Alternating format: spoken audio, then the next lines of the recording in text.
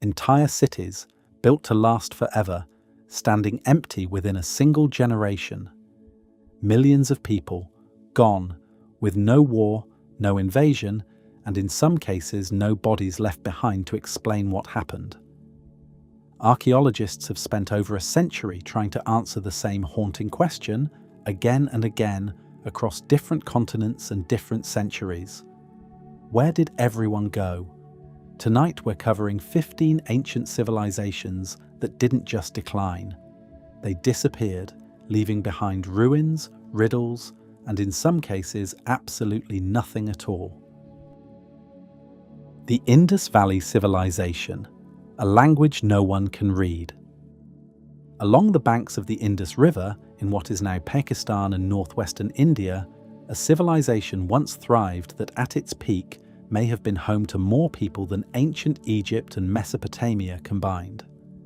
The Indus Valley Civilization, sometimes called the Harappan Civilization after one of its major cities, flourished for well over 1,000 years, reaching its height between roughly 2600 and 1900 BCE, and it left behind two of the most sophisticated cities of the ancient world, Mohenjo-Daro and Harappa. Estimates suggest the Indus Valley Civilization spread across an area of well over 300,000 square miles,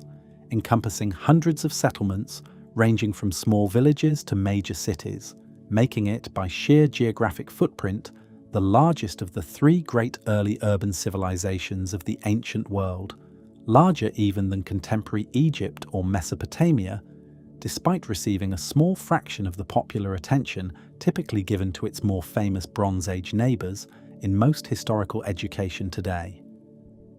What makes this civilization so genuinely unsettling to modern archaeologists isn't just that it disappeared, it's that we still can't read a single word they wrote. The Indus script, found stamped onto thousands of small clay seals and pottery fragments across the region, remains completely undeciphered to this day, despite more than a century of dedicated effort by some of the most talented linguists and codebreakers in the world. We have their writing. We simply don't know what any of it says.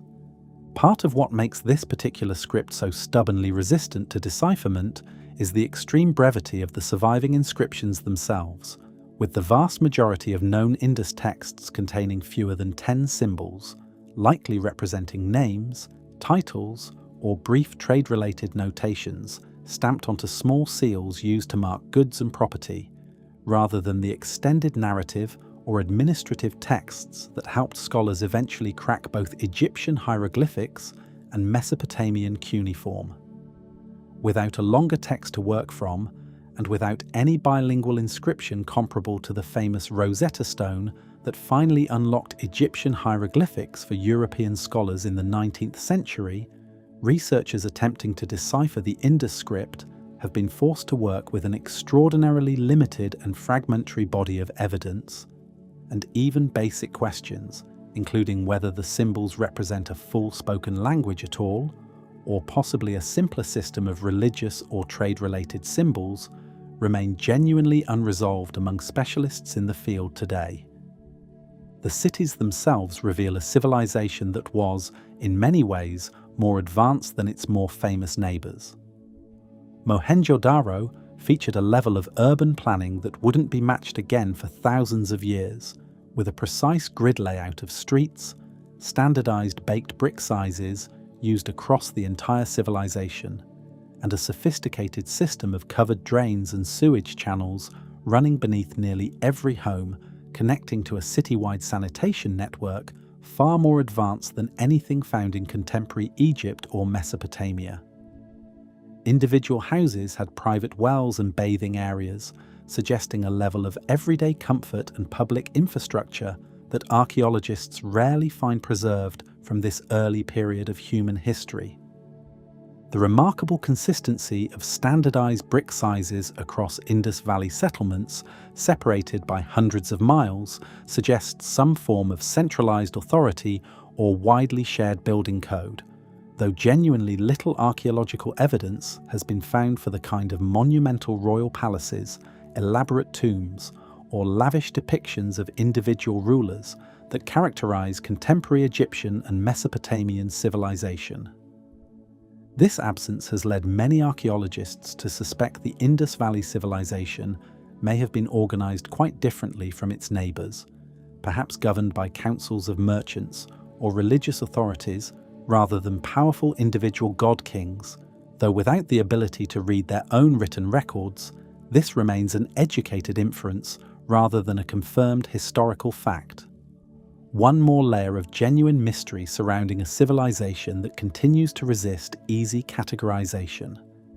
And yet, sometime around 1900 BCE, this entire civilization began to unravel.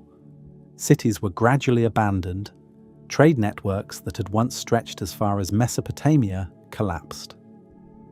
Within a few centuries, the sophisticated urban culture that had built Mohenjo-daro and Harappa had vanished so completely that even the memory of these cities faded from local tradition, and they remained essentially unknown to history until British archaeologists began excavating the region in the 1920s. The leading theory today points to catastrophic climate change, specifically a weakening of the monsoon patterns that the entire civilization's agriculture depended upon, compounded by the drying up or shifting of a major river system, possibly the ancient Gagga-Hakra River,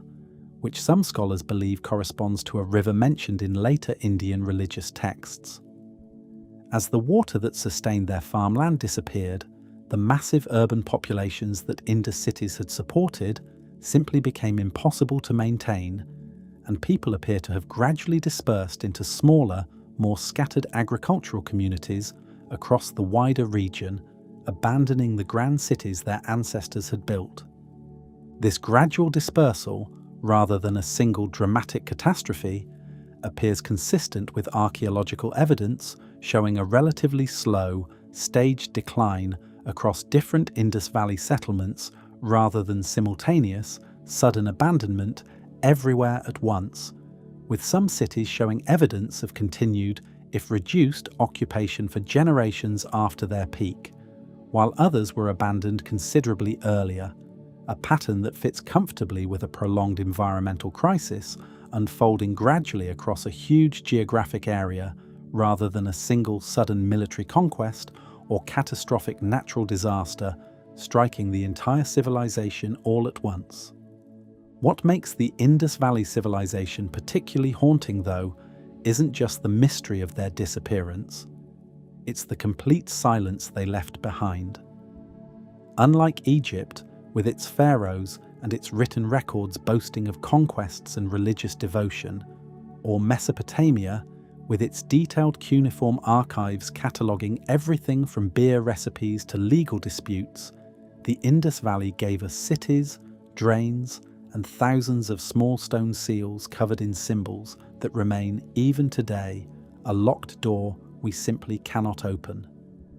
If a civilization this advanced could disappear so completely that we can't even read their own words about themselves, it raises an uncomfortable question about what else might be waiting, buried and silent, beneath the earth in other parts of the world. And as it turns out, one of history's most famous myths might actually be rooted in the sudden, violent destruction of an entire island civilization in the Mediterranean. The Minoans, the civilization behind the Atlantis legend.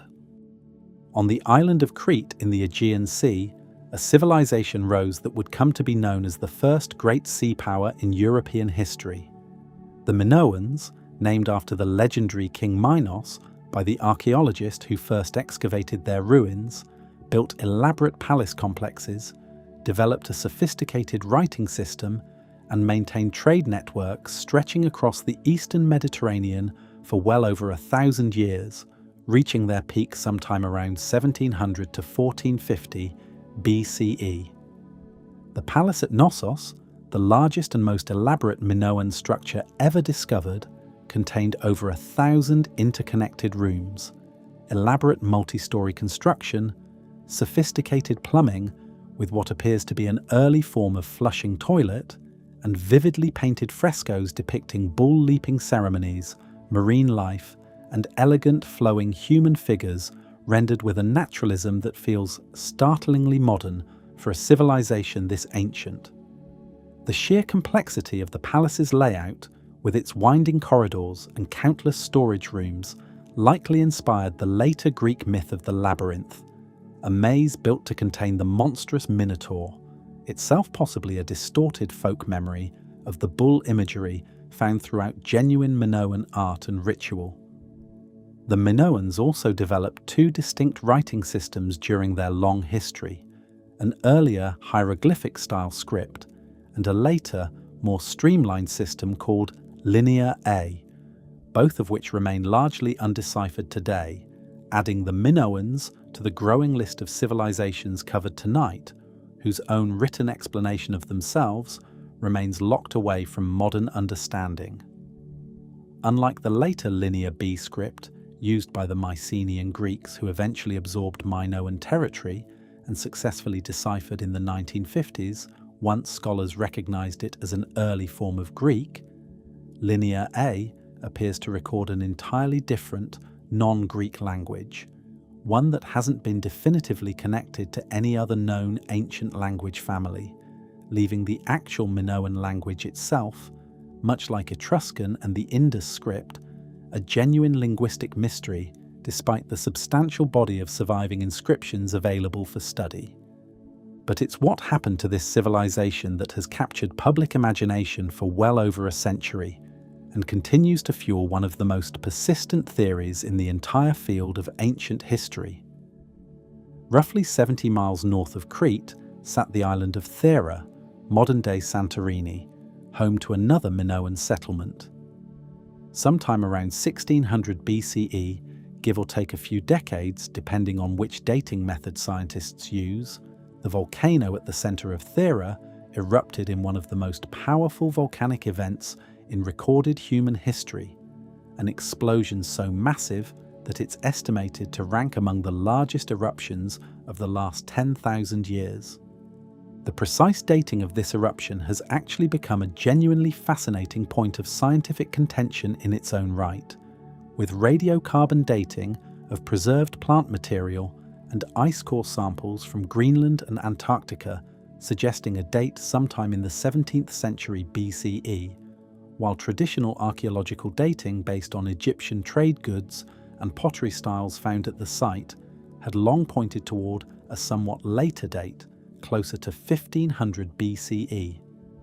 This roughly century-long discrepancy between scientific and archaeological dating methods remains actively debated among specialists today, representing one of the more technically interesting unresolved puzzles connected to this otherwise well-documented catastrophic event. The eruption obliterated the settlement on Thera itself, burying it under layers of volcanic ash so thoroughly that the site, when eventually excavated centuries later, would be nicknamed the Pompeii of the Aegean, remarkably preserved multi-story buildings frozen in the exact moment of catastrophe. Unlike Pompeii, however, archaeologists have found no human remains at all within the settlement, suggesting that the population, unlike the residents of Pompeii nearly 2,000 years later, had enough warning to evacuate before the volcano's final devastating explosion. The effects on Crete itself, 70 miles away, would have been genuinely apocalyptic. Tsunamis generated by the eruption's collapse likely devastated Crete's northern coastal towns and its harbour infrastructure, crippling the maritime trade network the entire Minoan economy depended upon. Ashfall would have blanketed portions of the island, and the resulting climate disruption, well documented in tree ring and ice core data from this exact period, may have damaged crops and disrupted agriculture across the wider region for years afterward. For decades, many scholars believed this single catastrophic eruption directly caused the collapse of Minoan civilization.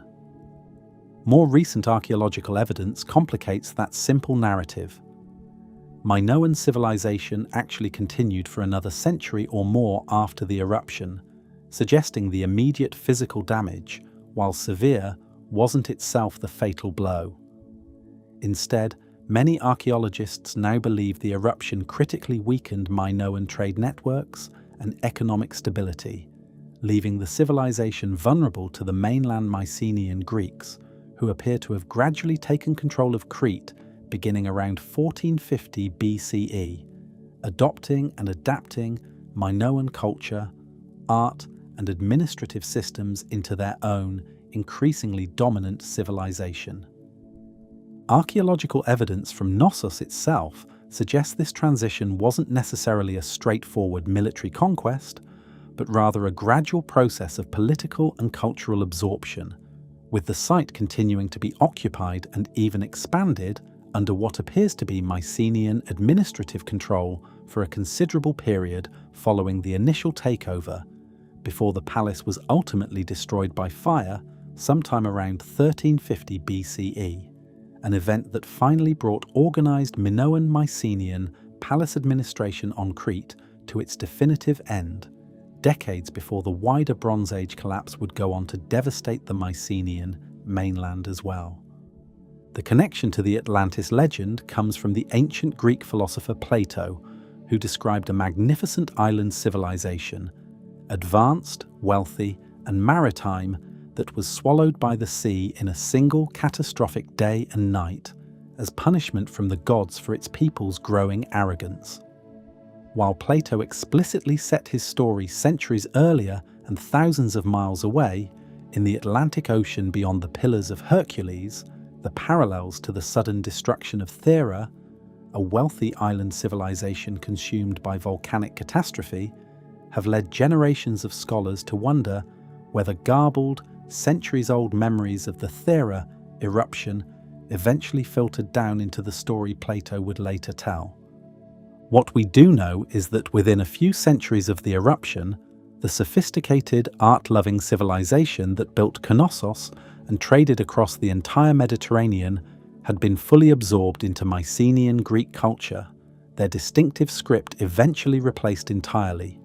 their palaces eventually abandoned or destroyed. But the Minoans weren't the only Mediterranean civilization headed toward a mysterious, sudden collapse. Because within a few centuries of the Minoans losing their independence, an entire interconnected network of Bronze Age civilizations across the eastern Mediterranean would collapse almost simultaneously, in a catastrophe so total and so poorly understood that historians still argue today about exactly what caused it. The Bronze Age collapse, when an entire world ended at once. Around 1200 BCE, something happened across the eastern Mediterranean and Near East that historians still consider one of the most dramatic and mysterious collapses in all of recorded history. Within a span of roughly 50 years, nearly every major civilization in the region, the Mycenaean Greeks, the Hittite Empire, various Canaanite city-states, and the New Kingdom of Egypt suffered catastrophic disruption, and several of them never recovered at all. The Hittite Empire, one of the dominant military and political powers of the ancient world, ruling over much of modern-day Turkey and parts of the Levant, simply ceased to exist. Their capital city, Hattusa, was destroyed and abandoned, and the sophisticated bureaucratic and military system that had allowed the Hittites to negotiate as equals with Egyptian pharaohs collapsed so completely that the very existence of the Hittite civilization was essentially forgotten by history until archaeologists began excavating their capital in the early 20th century, piecing together an empire that had been erased from common memory for over 3,000 years. Before their sudden disappearance, the Hittites had been genuinely formidable,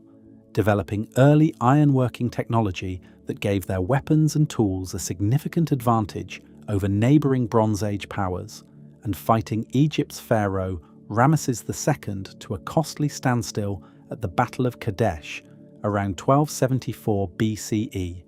a conflict so significant that it produced what many historians consider the earliest known peace treaty in recorded history, a bilingual document inscribed in both Egyptian hieroglyphics and Hittite cuneiform, with copies preserved in both civilizations' respective capitals. That this same formidable empire, capable of fighting Egypt to a draw and negotiating as a genuine equal on the world stage, could vanish so completely within a single generation offers a genuinely sobering illustration of just how total and how rapid the Bronze Age collapse actually was. Mycenaean Greece, the civilization that had absorbed the Minoans and built the magnificent citadel of Mycenae itself, along with other major centres like Pylos and Tiryns, experienced a similarly dramatic collapse. Palace complexes were destroyed, often by fire. The sophisticated Linear B writing system used for administrative record-keeping disappeared entirely, and Greece entered what historians call a Dark Age, a period of centuries with dramatically reduced population, abandoned settlements, and a near-total loss of literacy that wouldn't be recovered until Greek civilization began writing again using an entirely different alphabet, borrowed from Phoenician traders centuries later. Archaeological evidence from Pylos offers a particularly vivid snapshot of a civilization caught genuinely by surprise in its final days, with clay tablets recovered from the palace's administrative archive recording what appear to be desperate last-minute preparations for coastal defense, including the emergency deployment of rowers to watch the shoreline, preserved and hardened into permanent legibility, precisely because the fire that destroyed the palace also baked its unfired clay records solid, ironically ensuring their survival for over 3,000 years through the very same catastrophic event that ended the palace administration responsible for creating them in the first place. Even Egypt, the most enduring and stable civilization of the ancient Near East, was severely shaken during this period, recording repeated invasions by a mysterious coalition of raiders that Egyptian inscriptions refer to as the Sea Peoples, a loose confederation of seafaring groups whose exact origins remain hotly debated among historians to this day. Egyptian records, particularly inscriptions from the pharaoh Rameses III, describe massive naval and land battles fought against these sea peoples, and while Egypt ultimately survived the onslaught, the campaigns left the kingdom severely weakened, marking the beginning of a long, gradual decline in Egyptian power and influence across the wider region. Egyptian temple inscriptions describing these battles include some of the earliest known depictions of organized naval combat anywhere in recorded history,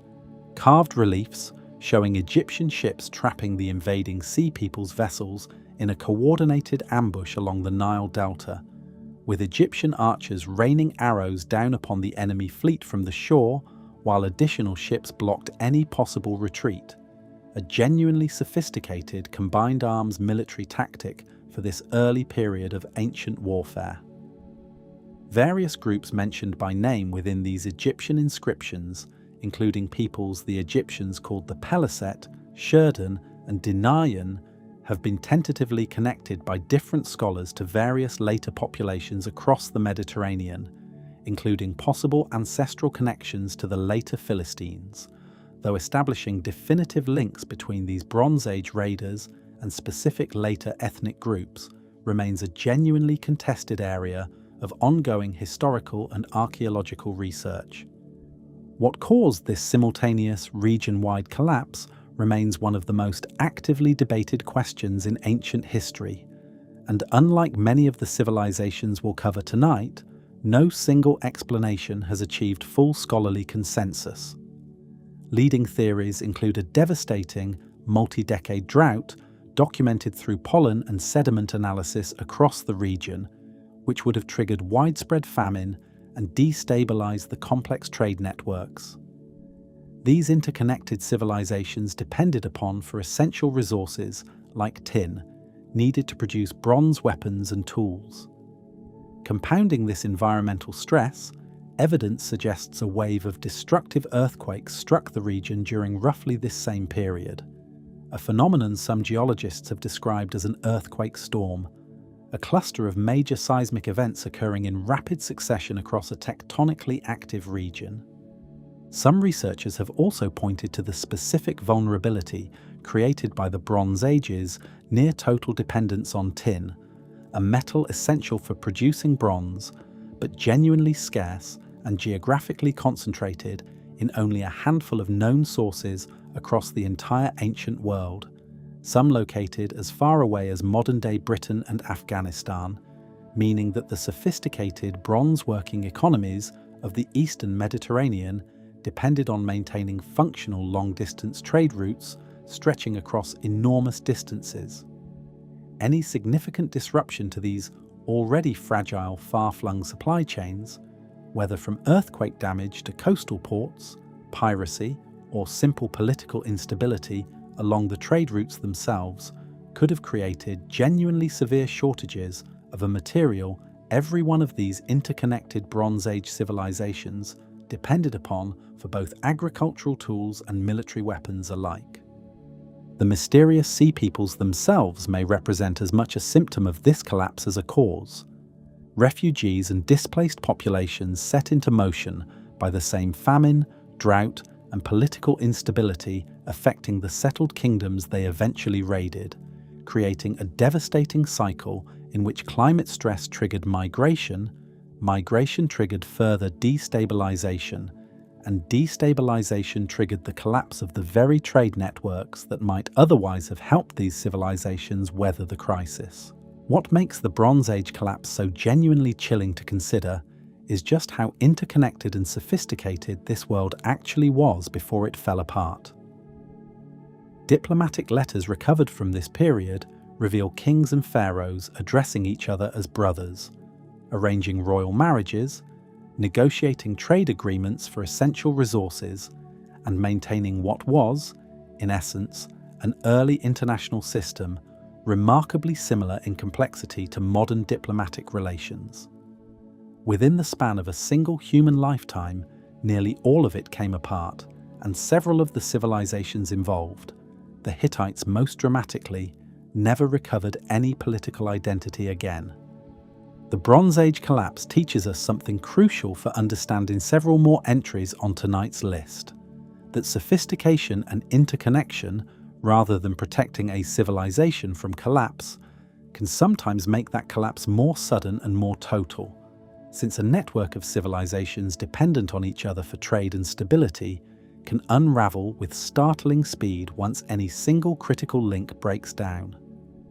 That same brutal lesson would repeat itself centuries later and thousands of miles away in the jungles of Central America,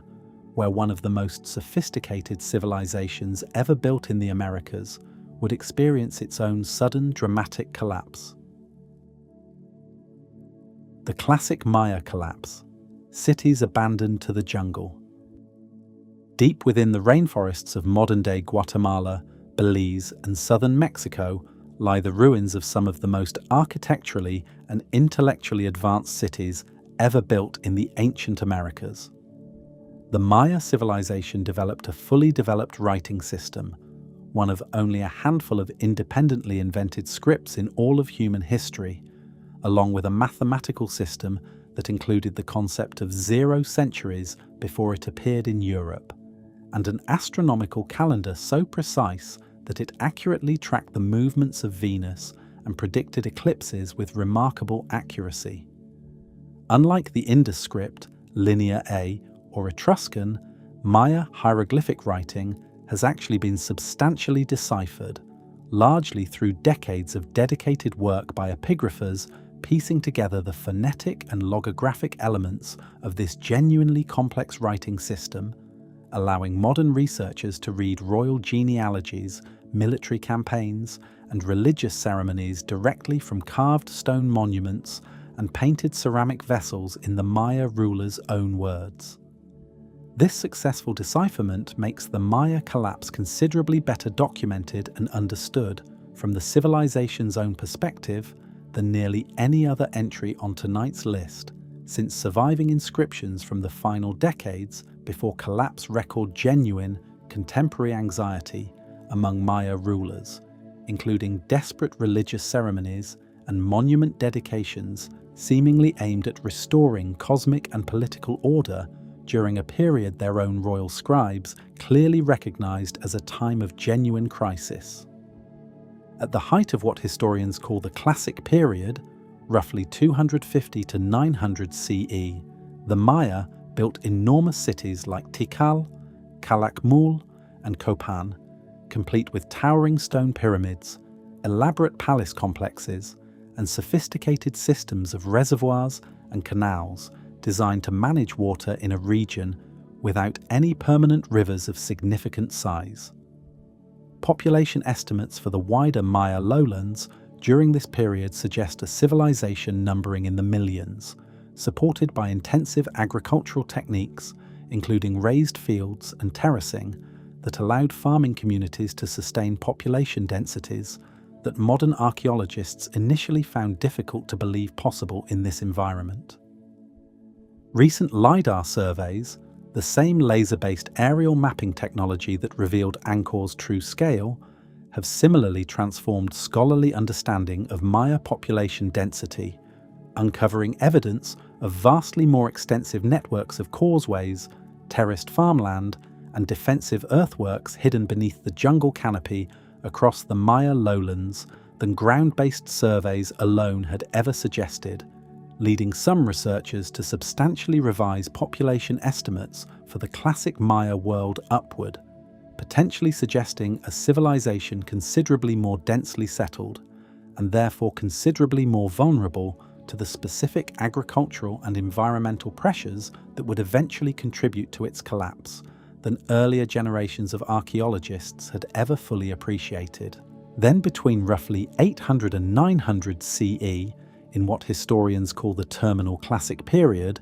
city after city across the southern Maya lowlands began to collapse in a pattern so widespread and so consistent that it represents one of the most thoroughly studied societal collapses in all of archaeology. Monument construction ceased. Royal dynasties that had ruled for centuries stopped recording their own histories. Populations plummeted, in some regions by as much as 90%, and within just a century or two, cities that had once housed tens of thousands of people were reclaimed almost entirely by the surrounding jungle, their pyramids and palaces overgrown and forgotten until European explorers rediscovered them centuries later, often assuming, incorrectly, that they had stumbled upon ruins built by some entirely different, vanished race rather than the direct ancestors of the Maya people still living in the region. The most extensively researched and widely accepted explanation for this collapse centers on a severe, prolonged drought, documented through detailed analysis of lake sediment cores and cave formations across the Maya region,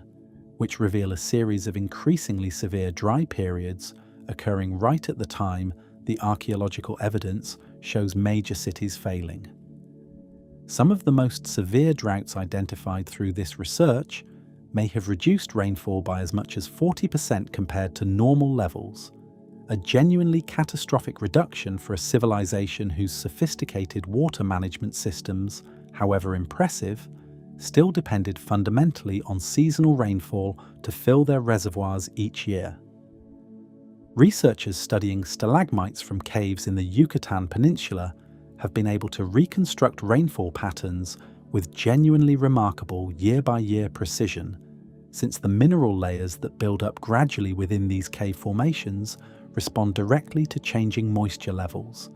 essentially functioning as a natural, continuously updated rain gauge stretching back thousands of years. This detailed climate reconstruction allows researchers to correlate specific drought years directly against the historical dates recorded on Maya monuments themselves, since many Maya cities continued dating their inscriptions right up until the moment their royal dynasties stopped recording history altogether, providing an unusually precise, directly correlated data set connecting documented climate conditions to the specific, datable collapse of individual Maya political centers. This environmental catastrophe didn't strike a civilization already at peace and equilibrium. Maya city-states had spent centuries locked in near-constant warfare with one another, competing for resources, prestige, and territorial control, and this endemic political fragmentation likely made the entire region far more vulnerable to environmental collapse than a more unified, cooperative civilization might have been. As drought reduced agricultural yields, competition between rival city-states over increasingly scarce resources appears to have intensified dramatically,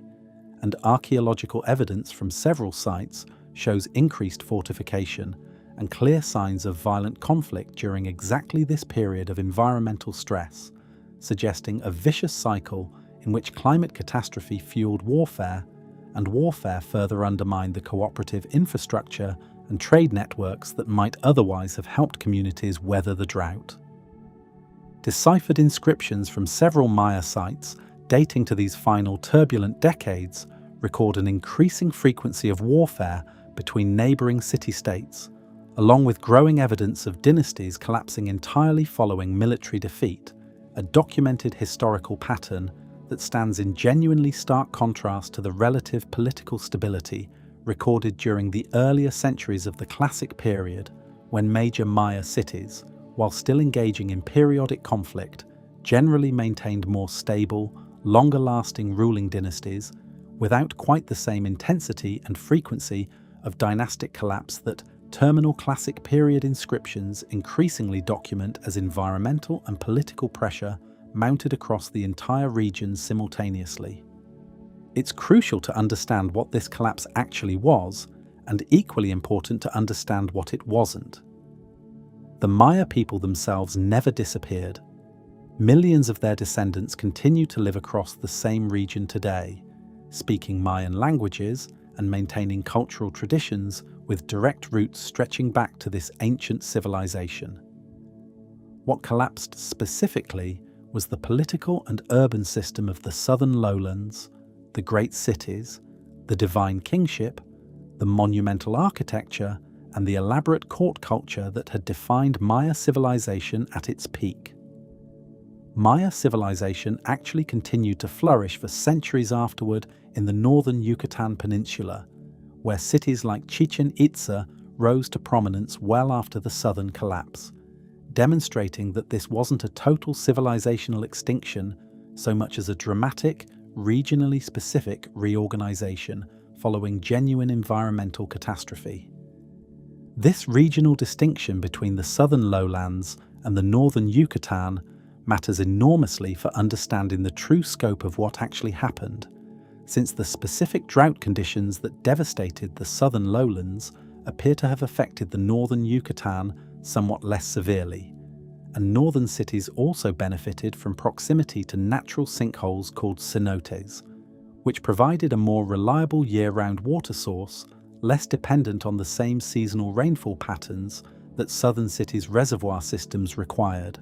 helping explain why Maya civilization could continue thriving in one part of its traditional territory even as it collapsed so dramatically in another.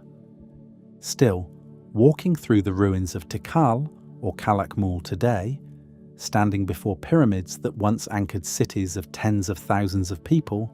now surrounded by dense jungle canopy with howler monkeys calling overhead, it's difficult not to feel the genuine weight of what was lost here. An entire sophisticated urban civilization brought low by a changing climate. Its own political rivalries left it unable to weather. And if drought could bring down a civilization this advanced in the jungles of Central America, a similarly merciless environmental collapse was about to play out on a tiny, isolated island thousands of miles away in the middle of the Pacific Ocean, in a story that would become one of the most controversial cautionary tales in the entire field of archaeology. Rapa Nui, the island of giants left standing alone. Roughly 2,300 miles off the coast of Chile and over 1,000 miles from the nearest inhabited island sits one of the most isolated pieces of land on the entire planet, Rapa Nui, better known to most of the world as Easter Island. Polynesian voyagers, navigating using nothing but the stars, ocean currents, and generations of accumulated seafaring knowledge, settled this remote island sometime around 1200 CE, arriving in double-hulled canoes after a journey across open ocean that remains genuinely astonishing to contemplate even with modern navigational technology. What this small community of settlers eventually built has captivated the world for centuries. Nearly 1,000 massive stone statues, known as moai, carved from volcanic rock, and in some cases standing over 30 feet tall and weighing more than 80 tons. These statues, representing deified ancestors, were carved at a single quarry on the island and then transported without wheels, without draft animals, and without any modern machinery to ceremonial platforms positioned around the island's coastline. An engineering achievement that continues to be studied and debated by archaeologists, attempting to understand exactly how such a small population accomplished this feat using purely human labour and ingenious use of ropes, wooden sledges, and, according to some more recent research, a rocking walking technique that may have allowed the statues to be moved upright rather than dragged flat on their backs. Experimental archaeology conducted in recent years has lent genuine credibility to this walking technique, with researchers successfully demonstrating that a moderately sized team using ropes attached at strategic points around a moai's base could indeed rock a similarly proportioned replica statue forward in a genuine walking motion, an approach that would also help explain the island's own oral traditions, passed down for generations before being recorded by outside researchers, which specifically describe the statues as having walked to their final resting places under their own power. A piece of local folklore that turned out to contain a genuine kernel of technical truth once modern engineers took the claim seriously enough to actually test it.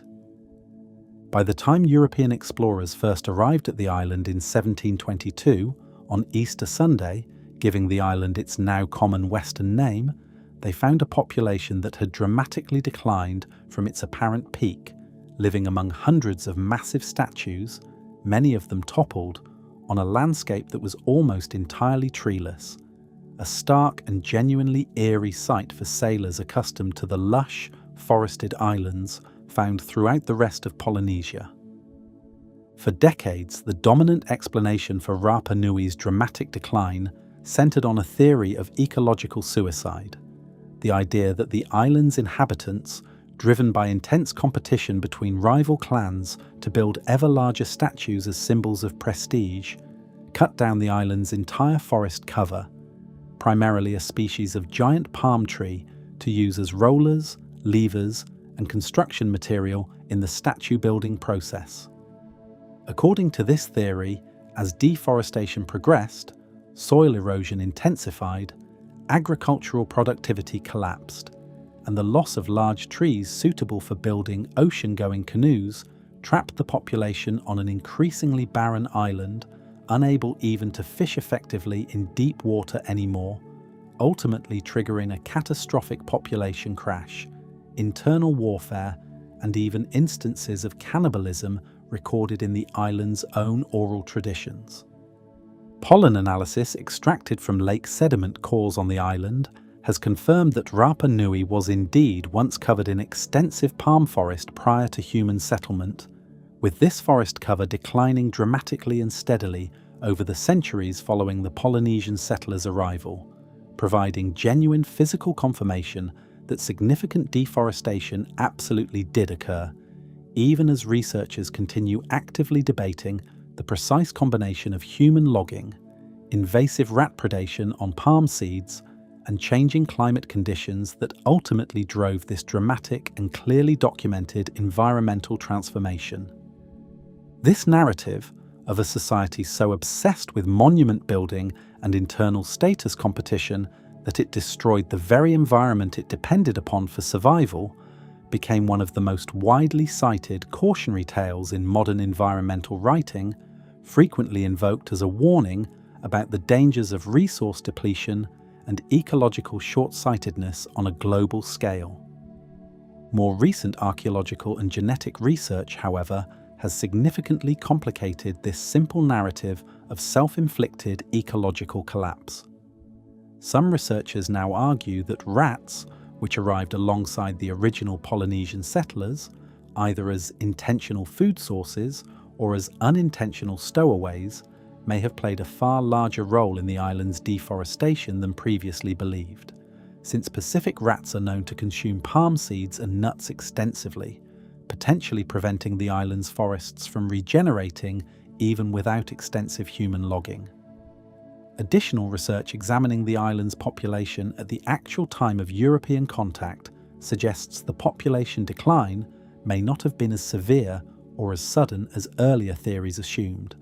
and some of the most dramatic population crashes may have actually occurred after European contact, driven by the introduction of foreign diseases the islanders had no immunity to,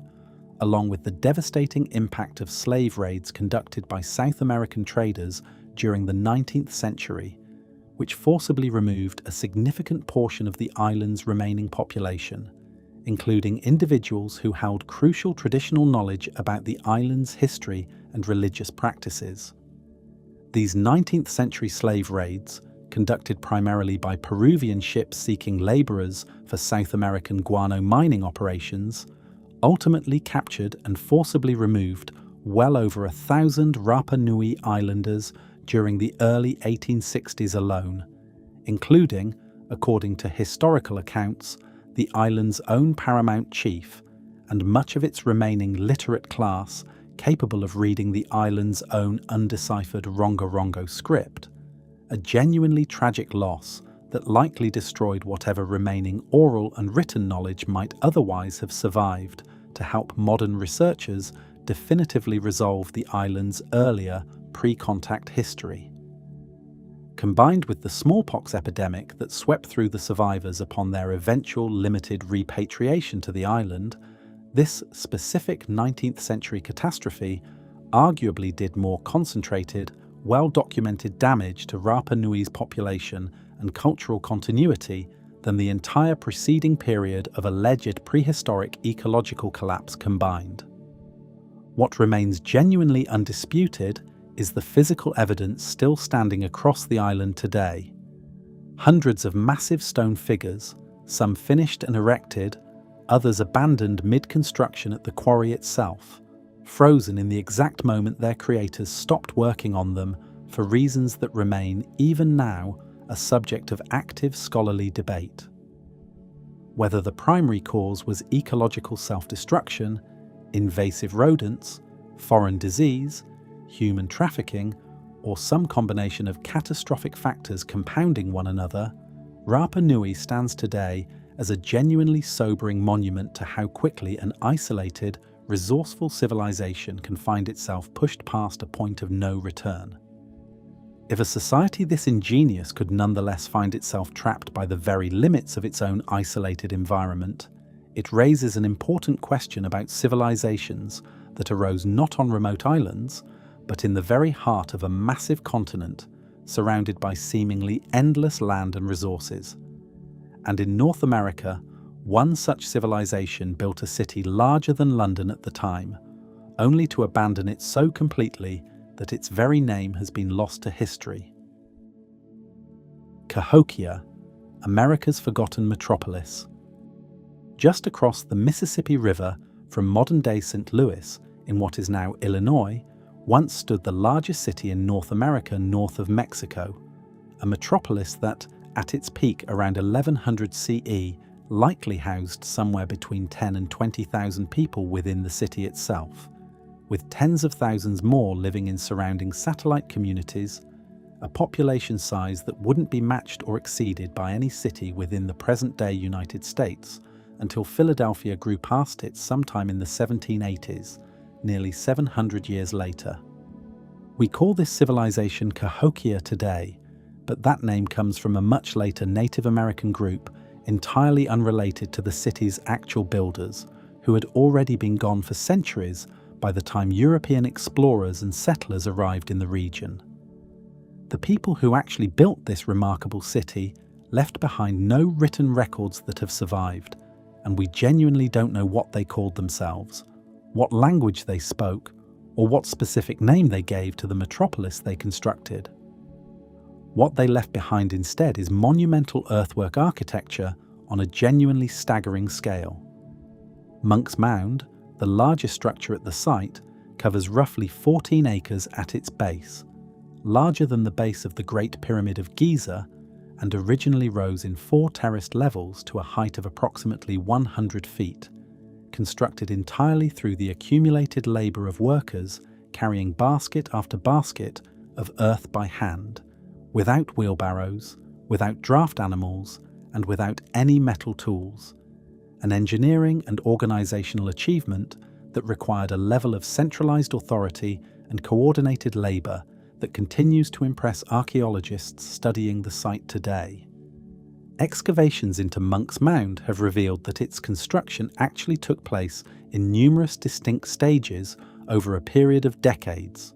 with each new phase of construction adding fresh layers of carefully selected soil types, some layers composed specifically of clay for structural stability, others of sandier material likely chosen for drainage purposes, revealing a genuinely sophisticated understanding of engineering principles passed down through multiple generations of builders working on the same monumental project across a substantial span of time.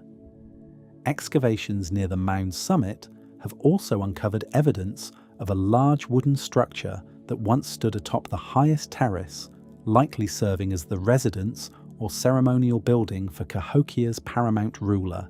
positioned to overlook the entire central plaza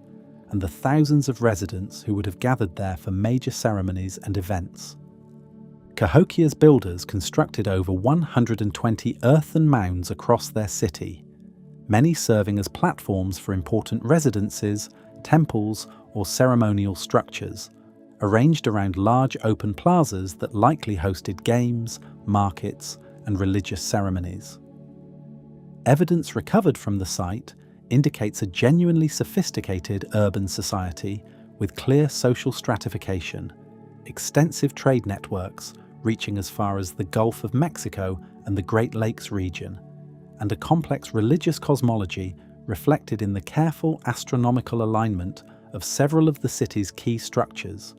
including a wooden circle of posts, nicknamed Woodhenge by modern archaeologists, that appears to have been used to track solar movements and mark the changing seasons with impressive precision.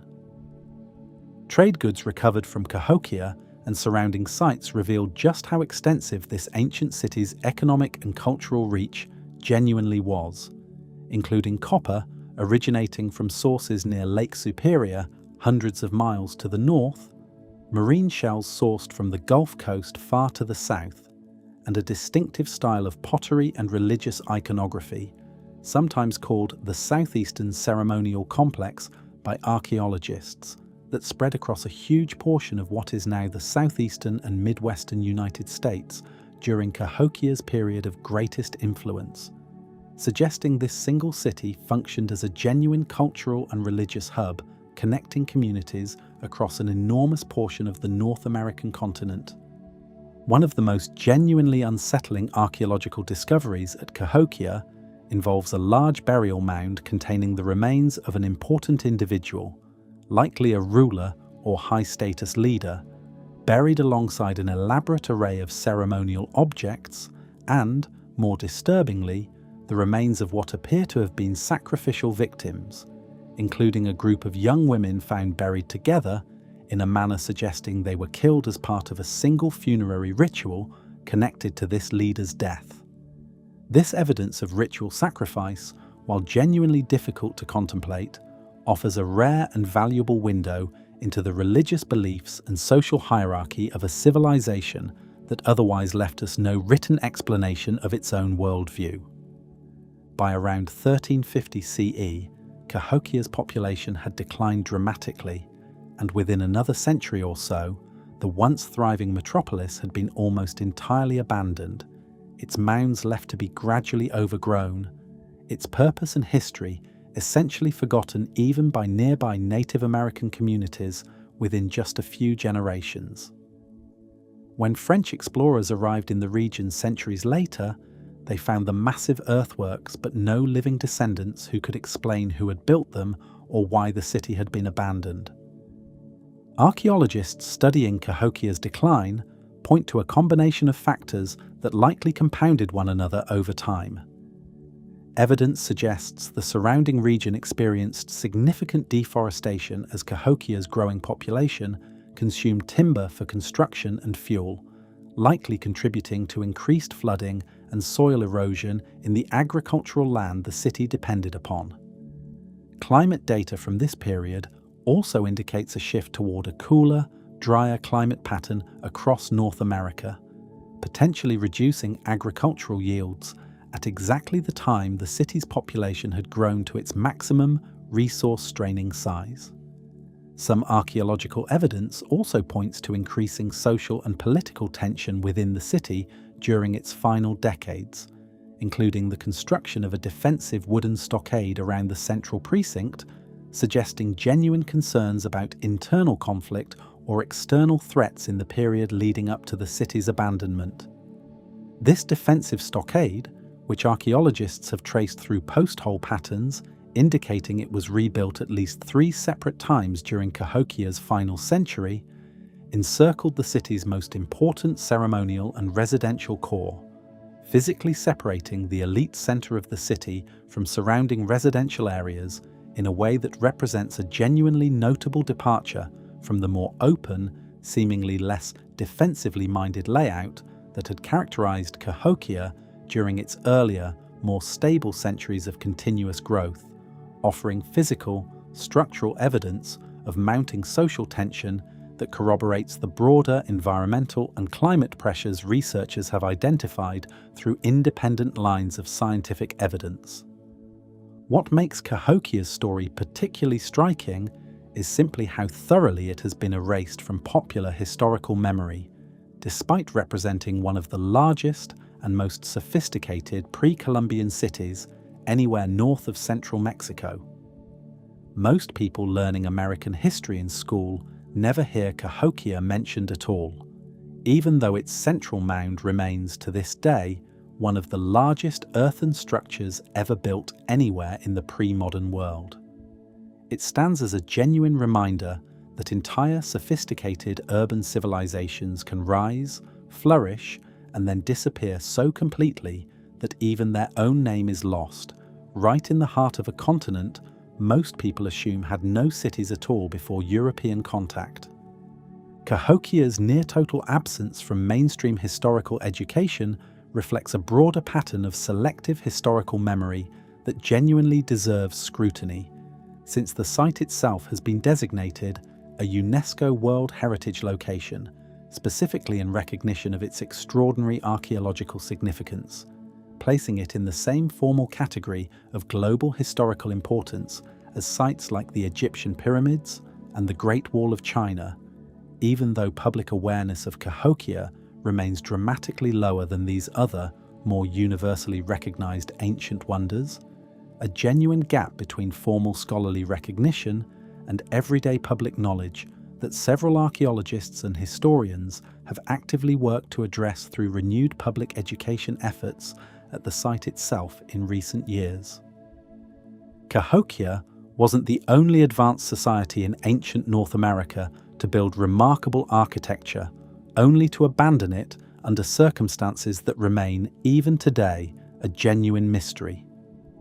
Far to the southwest, in the arid canyons of the American desert, another civilization built structures so precisely aligned with the movements of the sun and moon that modern astronomers still study them today, before vanishing from their homeland just as completely and just as suddenly. The ancestral Puebloans, the empty cliffs of Chaco Canyon. In the high desert of what is now northwestern New Mexico, a civilization once flourished that modern archaeologists call the ancestral Puebloans, sometimes still referred to by the older term Anasazi, a Navajo word that translates roughly to ancient enemies and has fallen out of favor among many scholars and Native American communities in recent decades, given that the actual descendants of this civilization, the modern Pueblo peoples of the American Southwest, understandably prefer a name that reflects their own direct ancestry rather than a term borrowed from a historically rival group. Between roughly 850 and 1250 CE, the ancestral Puebloans built an extraordinary complex of structures at Chaco Canyon, including Pueblo Bonito, a massive multi-story stone building containing more than 600 rooms, arranged in a precise D-shaped layout that would remain the largest building in North America until the construction of steel-framed skyscrapers many centuries later. The scale of coordinated labor and architectural planning required to construct Pueblo Bonito, along with the dozen or so other massive, great houses built throughout Chaco Canyon during this same period, suggests a level of centralized organization and shared cultural vision that continues to genuinely impress archaeologists studying the region. Analysis of the timber used throughout Chaco Canyon's construction reveals just how extensive this coordinated building effort actually was, since the massive quantities of large, straight roof beams required for these great houses had to be transported from forested mountain ranges located many dozens of miles away from the canyon itself, an area that, unlike the immediate vicinity of Chaco Canyon, actually supported the kind of substantial timber growth needed for major construction. Researchers estimate the great houses of Chaco Canyon collectively required over 200,000 individual timber beams over the course of their construction, each one carried by hand across considerable distance, representing a truly staggering cumulative labor investment for a society without wheeled transport or large draft animals of any kind. What makes Chaco Canyon's architecture particularly remarkable, beyond its sheer scale, is the precision with which its builders incorporated astronomical alignments into their construction. Certain windows, doorways, and interior chambers within these great houses are precisely oriented to capture significant solar and lunar events, including the solstices and, in at least one carefully studied case, a complex 19-year lunar cycle known as the lunar standstill, a level of astronomical sophistication that requires generations of careful, systematic observation to properly understand and incorporate into permanent architecture. A separate site near Chaco Canyon, known as the Sun Dagger, features a spiral petroglyph carved into rock specifically positioned so that shifting daggers of sunlight, created as light passes between large stone slabs, mark the summer and winter solstices along with the equinoxes with genuine calendrical precision, a discovery that wasn't identified by modern researchers until 1977, despite the site having been created many centuries earlier, demonstrating just how much sophisticated, deliberately encoded astronomical knowledge remains embedded within ancestral Puebloan architecture and rock art still waiting to be properly recognized and understood by researchers studying the region today. Perhaps even more impressive is the network of roads the ancestral Puebloans built radiating outward from Chaco Canyon, remarkably straight, engineered thoroughfares stretching for dozens of miles across the surrounding desert landscape, connecting Chaco to numerous outlying communities. These roads are genuinely unusual by the standards of ancient engineering, since the ancestral Puebloans, like every other civilization in the pre-Columbian Americas, had no wheeled vehicles and no large draft animals capable of pulling carts, meaning these carefully engineered roads were built and used entirely for pedestrian travel, ceremonial processions, and the transport of goods carried directly on human backs, raising genuine questions among archaeologists about exactly what practical or ceremonial purpose justified this level of engineering investment. By the late 1100s and into the 1200s, Chaco Canyon's population began to decline, and by around 1250 ACE, the canyon's great houses had been largely abandoned, their former residents dispersing to found new communities elsewhere across the region, including the cliff dwellings at Mesa Verde, another extraordinary ancestral Puebloan site where entire villages were built directly into sheltered alcoves along steep canyon walls, structures that would themselves be abandoned by their builders within just another century, around 1300 CE. The most widely supported explanation for this widespread regional abandonment centers on an extended, severe drought documented through detailed tree ring analysis across the American Southwest, which reveals a series of increasingly severe dry periods occurring during exactly this time frame, culminating in what researchers call the Great Drought of the late 1200s, a multi-decade dry spell severe enough to make the region's already marginal agricultural conditions genuinely unsustainable for the population densities that had built up around Chaco Canyon and Mesa Verde during more favorable climate periods. Tree ring analysis, a dating and climate reconstruction technique that this region of the American Southwest genuinely pioneered thanks to its exceptionally well-preserved wooden roof beams and unusually consistent seasonal growth patterns, allows researchers to reconstruct year-by-year rainfall conditions with a level of precision rarely available anywhere else in the ancient world. And this remarkably detailed climate record leaves essentially no doubt that the region experienced a sequence of genuinely severe, sustained droughts occurring in close chronological alignment with the archaeological evidence for population decline and eventual abandonment at both Chaco Canyon and later Mesa Verde. Beyond simple environmental pressure, archaeological evidence from this period also reveals genuine signs of social stress and violence, including skeletal remains showing evidence of trauma and, at a small number of sites, disturbing evidence that some researchers interpret as signs of extreme violence associated with resource conflict during the worst years of the drought, though the scale and precise circumstances of this violence remain a subject of careful, ongoing debate among archaeologists who caution against drawing overly dramatic conclusions from a relatively small number of unusual sites. What's crucial to understand, much like with the Maya civilization we discussed earlier, is that the ancestral Puebloans didn't disappear as a people.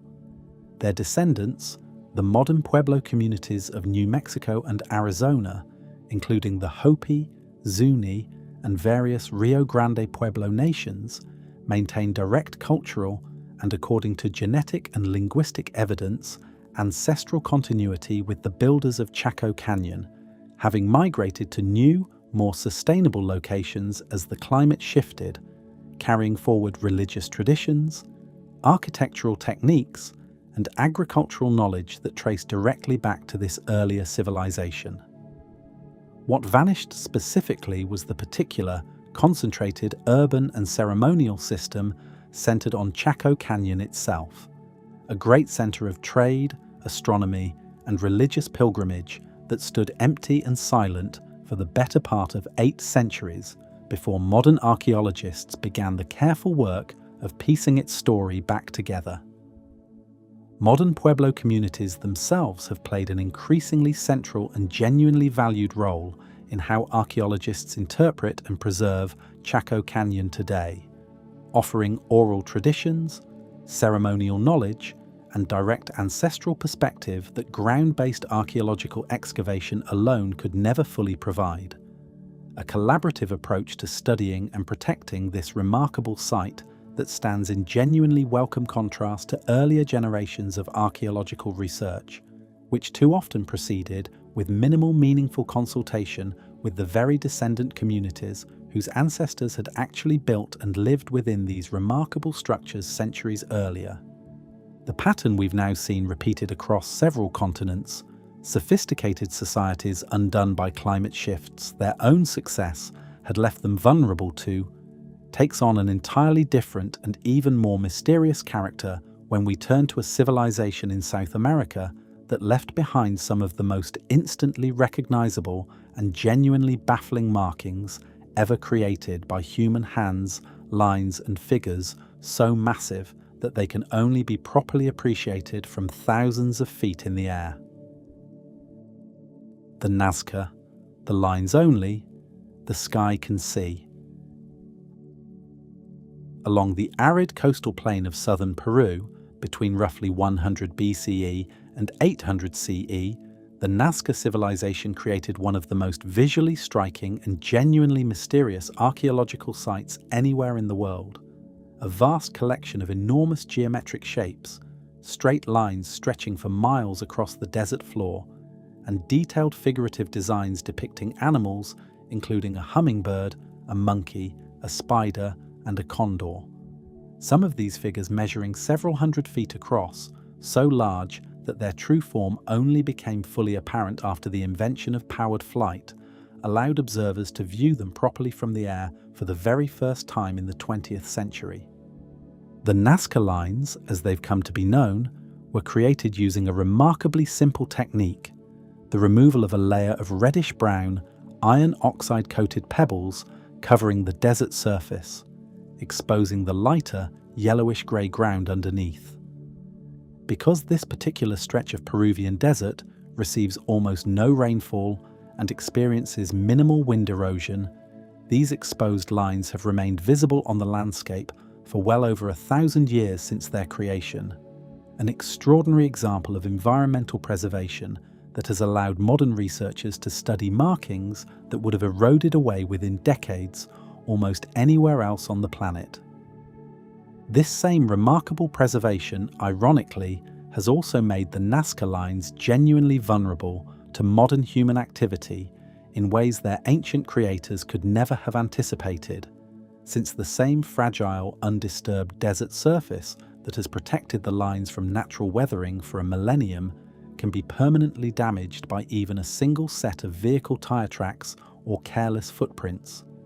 A vulnerability that has occasionally led to real controversy and public concern when unauthorized visitors, protesters, or even careless film crews have accidentally damaged sections of this irreplaceable ancient site in recent decades, prompting Peruvian authorities to significantly restrict public access and enforce strict protective regulations across the wider Nazca Plateau. Beyond the famous animal figures, the vast majority of the Nazca lines actually consist of long, perfectly straight lines and simple geometric shapes: trapezoids, triangles, and spirals, some stretching for several miles across the desert in an unwavering straight line despite crossing varied terrain, a level of surveying precision that continues to impress engineers studying how the Nazca people managed to achieve this accuracy using only simple wooden stakes and cord, without any of the sophisticated surveying instruments available to modern engineers. The purpose behind these massive earthworks remains one of the most actively debated questions in South American archaeology, and unlike many ancient mysteries where a single explanation has gradually emerged as the clear scholarly consensus, the Nazca lines continue to generate multiple, genuinely competing theories, none of which has been definitively proven to the exclusion of the others. One leading theory suggests the lines and figures served an astronomical purpose, marking the positions of significant celestial events like solstices or the rising points of important stars.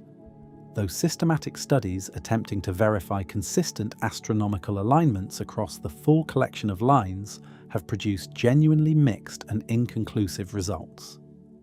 Beyond the famous animal figures and the geometric lines themselves, researchers have also identified a substantial number of smaller, less famous designs scattered across the wider Nazca region, including depictions of human figures, some appearing genuinely otherworldly or masked in style, which have occasionally been seized upon by proponents of ancient astronaut theories, similar to those we discussed regarding the Anunnaki in an earlier video, as supposed evidence of extraterrestrial contact. Mainstream archaeologists studying these specific figures point instead to well-documented artistic and religious conventions found consistently throughout ancient Andean culture more broadly, including stylized depictions of shamanic figures and ritual masks that appear across numerous other, better understood Andean archaeological contexts, entirely unconnected to any extraterrestrial explanation. Another prominent theory, developed extensively by the researcher Maria Reicher, who dedicated much of her life to studying and preserving the lines during the 20th century, connects the markings to water and irrigation, proposing that many of the lines may have functioned as ceremonial pathways connected to rituals seeking to ensure adequate water supply in this famously arid region, potentially linking to underground aqueduct systems called pukios that the Nazca people are known to have engineered to bring water from underground sources to their settlements and farmland. A more recent and increasingly influential theory, developed by researchers studying the broader context of Nazca religious practice, suggests the lines may have functioned primarily as ceremonial walkways used during ritual processions, possibly connected to worship of mountain deities believed to control rainfall, with participants walking the lines as part of religious ceremonies rather than the lines being intended primarily for viewing from any single vantage point, aerial or otherwise. A theory that would explain why the Nazca themselves, who obviously never viewed their creation from an airplane, would have invested such enormous, sustained effort into markings whose full pictorial form isn't easily visible from ground level. Regardless of the line's ultimate purpose, the Nazca civilization that created them experienced its own dramatic decline sometime around 500 to 600 CE, well before the very latest lines are believed to have been created, and evidence suggests a combination of factors likely contributed to this decline. Sediment analysis from the region indicates the Nazca may have contributed to their own environmental crisis through extensive deforestation of a native tree species, the huarango, whose deep root systems had helped stabilize soil and moderate the region's already harsh desert climate, and whose removal likely accelerated erosion and made the Nazca homeland increasingly vulnerable to flash flooding during periodic El Niño weather events, which bring intense, sporadic rainfall to a region normally defined by its extreme aridity. The huarango tree itself deserves particular attention here, since research increasingly suggests its removal represented a genuinely critical, perhaps underappreciated turning point in the Nazca's declining fortunes, functioning as what ecologists sometimes call a keystone species, meaning its presence supported a disproportionately large share of the surrounding ecosystem's overall stability, including moderating temperature extremes, retaining soil moisture, and providing crucial nitrogen fixation that helped maintain soil fertility across this otherwise extremely arid agricultural landscape. Once systematically cleared to make way for expanded agricultural land, likely to support a growing Nazca population, the surrounding desert ecosystem appears to have lost much of its natural resilience to exactly the kind of catastrophic flooding events that would eventually help bring the civilization down. Archaeological evidence indicates the Nazca experienced at least one particularly catastrophic flooding event, likely connected to a severe El Niño episode that appears to have devastated their agricultural infrastructure and settlements sometime around 500 CE, followed by an extended period of drought that would have made recovery and rebuilding genuinely difficult for a civilization whose deforestation had already left its landscape more vulnerable to both extremes, flooding and drought alike, than it had been in earlier centuries. By around 800 CE, distinctive Nazca culture, as recognized through its pottery, textiles, and continued line construction, had essentially disappeared, the population apparently absorbed into or displaced by other emerging cultural groups in the region, including the later Wari civilization, which expanded into the area during this same general period.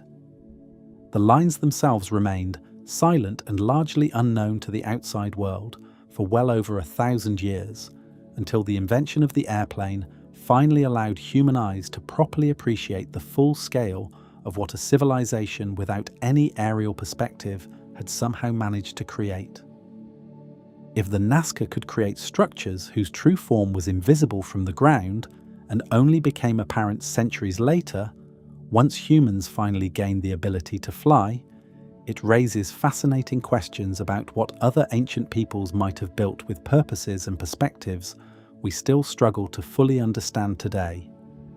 And far to the north, across the icy waters of the North Atlantic, one of history's most successful medieval seafaring cultures established thriving colonies on the very edge of the habitable world, only to vanish so completely that for centuries, no one in Europe even knew for certain what had happened to them. The Norse Greenlanders, Europe's lost medieval colony. Around 985 CE, a Norse explorer named Eric the Red, having been exiled from Iceland following a series of violent disputes, led a group of settlers to establish colonies along the southwestern coast of Greenland, giving the harsh, largely ice-covered island a deliberately appealing name specifically intended to attract additional settlers, a piece of early medieval marketing that worked well enough to draw thousands of colonists over the following decades. The Norse Greenlanders established two main settlements, known as the Eastern Settlement and the Western Settlement, despite both actually being located on Greenland's southwestern coast, and at their peak, these colonies likely supported a population of between 2,000 and 5,000 people, maintaining farms, raising livestock, building churches, and even establishing a cathedral, complete with its own resident bishop, appointed directly by church authorities in Norway,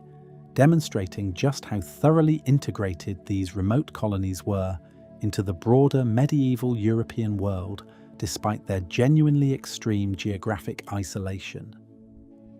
Excavations at the site of this cathedral, at a location called Gardar, have uncovered the remains of a genuinely substantial stone church, along with an associated bishop's residence and even a large livestock barn capable of housing over 100 cattle. Physical evidence of a religious and administrative centre that clearly aimed to project genuine ecclesiastical authority and permanence, despite operating at the absolute furthest edge of the entire medieval Christian world. Skeletal remains recovered from the Norse Greenland burial grounds also reveal a population that, at least in its earlier generations, maintained reasonably good health and nutrition, though later burials show a clear decline in average height and increasing evidence of nutritional stress. Physical evidence directly corroborating the written and climatic record, suggesting the colony's living conditions grew progressively harder in the centuries leading up to its final abandonment. For several centuries, the Norse Greenlanders maintained regular trade contact with Iceland and Norway, exporting valuable goods including walrus ivory, which was highly prized throughout medieval Europe as a substitute for increasingly scarce elephant ivory, along with furs and live falcons, in exchange for essential goods including timber, iron, and grain that Greenland's harsh climate made difficult or impossible to produce locally in sufficient quantities. Archaeological excavations at Norse Greenland sites have uncovered church ruins, including one with an intact bell still hanging in its tower when discovered, along with farm buildings, burial grounds, and even fragments of clothing that reveal a genuine, if increasingly strained, effort to maintain contemporary European fashion and cultural identity in one of the most challenging environments any medieval European society ever attempted to permanently settle. Some of the most poignant archaeological finds from Norse Greenland come from burial grounds where clothing fashions can be traced changing over successive generations, with earlier burials showing garments cut in styles fashionable in contemporary Norway, gradually giving way in later burials to increasingly outdated fashions, evidence that the colony's access to current European textiles and styles was steadily diminishing even as the community apparently continued making genuine efforts to maintain some connection to the broader European cultural identity they clearly still considered themselves part of, right up until the community's final, still mysterious disappearance. By sometime in the 1400s, both Norse settlements had been abandoned, and the exact circumstances surrounding this final disappearance remain, even today, without a single definitive explanation, largely because contact between Greenland and the rest of Europe had already become increasingly sporadic during the settlement's final century, meaning no outside observer was present to record precisely what happened during the colony's actual final years. The Western settlement appears to have been abandoned first, sometime in the mid-1300s, with a Norwegian priest sent to investigate, reporting finding the settlement's buildings standing empty, with some livestock still wandering the land, but no people remaining to explain what had occurred. The larger eastern settlement persisted for roughly another century, but by 1450, communication with this final Norse Greenland community appears to have ceased entirely, and by the time later European expeditions attempted to re-establish contact, they found only ruins and abandoned buildings, with no surviving population left to provide any direct account of what had ultimately happened to their community. Archaeological and climate research conducted over recent decades has identified several factors that likely compounded one another to make the Norse Greenland colonies increasingly unsustainable over time. Detailed climate reconstruction reveals that the Norse settlers arrived during an unusually warm period, sometimes called the medieval warm period, which made Greenland's climate considerably more hospitable to European-style farming than it would become in subsequent centuries. Beginning around the 1300s, however, global temperatures entered a cooling trend that climate historians call the Little Ice Age, and this cooling would have significantly shortened Greenland's already brief growing season, reduced hay yields critical for keeping livestock alive through the long winter months, and expanded sea ice in ways that made the already difficult voyage between Greenland and Europe even more dangerous and unpredictable. Ice core and sediment evidence from Greenland itself allows researchers to trace this cooling trend with genuine, detailed precision, revealing a gradual but ultimately quite significant temperature decline unfolding across the very same centuries. The Norse settlements were struggling to maintain their traditional agricultural practices, a genuinely unfortunate historical timing that placed one of medieval Europe's most ambitious colonial ventures directly in the path of a major, multi-century climate shift the settlers themselves had no way of anticipating or fully understanding using the scientific knowledge available to them at the time. Beyond climate pressure, archaeological evidence suggests the Norse Greenlanders may have struggled to adequately adapt their farming practices to their environment, continuing to prioritize traditional European livestock, particularly cattle, which required labor-intensive hay harvesting to survive Greenland's winters, rather than shifting more heavily toward the seal hunting and marine resource exploitation that had allowed the neighbouring Inuit populations, who arrived in the region during roughly this same broader period, to thrive successfully in the exact same challenging environment, using an entirely different, more flexible subsistence strategy better suited to Arctic conditions. This contrast between Norse and Inuit adaptation strategies has become a genuinely important case study for researchers examining societal resilience and collapse more broadly, since it demonstrates that environmental hardship alone doesn't automatically doom a society, so much as a society's specific inability or unwillingness to adapt its established cultural practices to genuinely changed circumstances. The Norse Greenlanders, deeply committed to a European agricultural and religious identity that had defined their community for centuries, appear to have continued investing scarce resources into cattle farming and elaborate church construction, even as the climate cooling made these choices increasingly unsustainable, while potentially undervaluing or under-adopting more flexible subsistence strategies that might have allowed their community to persist. Isotopic analysis of Norse Greenlander skeletal remains has actually revealed a genuine shift toward increased marine food consumption over time,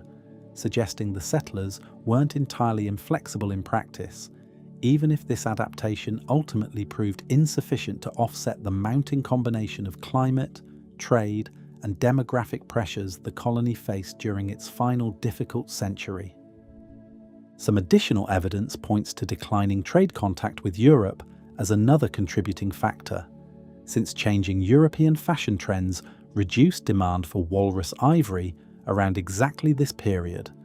while the ongoing Black Death pandemic devastated populations across Norway and the wider European trade network the Greenland colonies depended upon, likely disrupting the supply ships that had once provided essential goods. the colonists couldn't produce locally. What ultimately happened to the final Norse Greenlanders, whether the surviving population gradually died out from starvation and disease, integrated into neighbouring Inuit communities, or attempted to abandon the island entirely in search of a more hospitable location, remains genuinely unknown, since no written account survives from within the colony itself describing its final years. For centuries afterward, the fate of Norse Greenland remained a genuine historical mystery within Europe, occasionally the subject of speculative rescue expeditions sent by concerned monarchs who weren't entirely certain whether any Norse descendants might still be alive and in need of assistance, unaware that the colony they were searching for had already been empty and silent for generations. The story of the Norse Greenlanders offers a genuinely important lesson that connects directly to several other entries on tonight's list: that a society's specific cultural identity and traditional practices, while providing genuine meaning and continuity for a community, can sometimes become a liability rather than a strength when environmental conditions shift dramatically enough. This exact same tension between rigid cultural tradition and the flexible adaptation genuine survival sometimes demands would play out again on the opposite side of the world in a mysterious Bronze Age culture in China whose existence was completely unknown to modern archaeology until a chance discovery in the 1980s revealed an entire forgotten civilization hiding in plain sight beneath a farmer's field. Sanxingdui, the bronze faces no history book mentioned. In 1986, workers digging at a brick factory in Sichuan province, China, accidentally uncovered a series of pits filled with an almost incomprehensible collection of ancient bronze artifacts, jade objects, gold and ivory, representing a level of sophisticated metalworking that immediately raised an unsettling question among Chinese archaeologists. How had an entire advanced Bronze Age civilization, one apparently unconnected to the traditional narrative of Chinese civilization centered on the Yellow River Valley,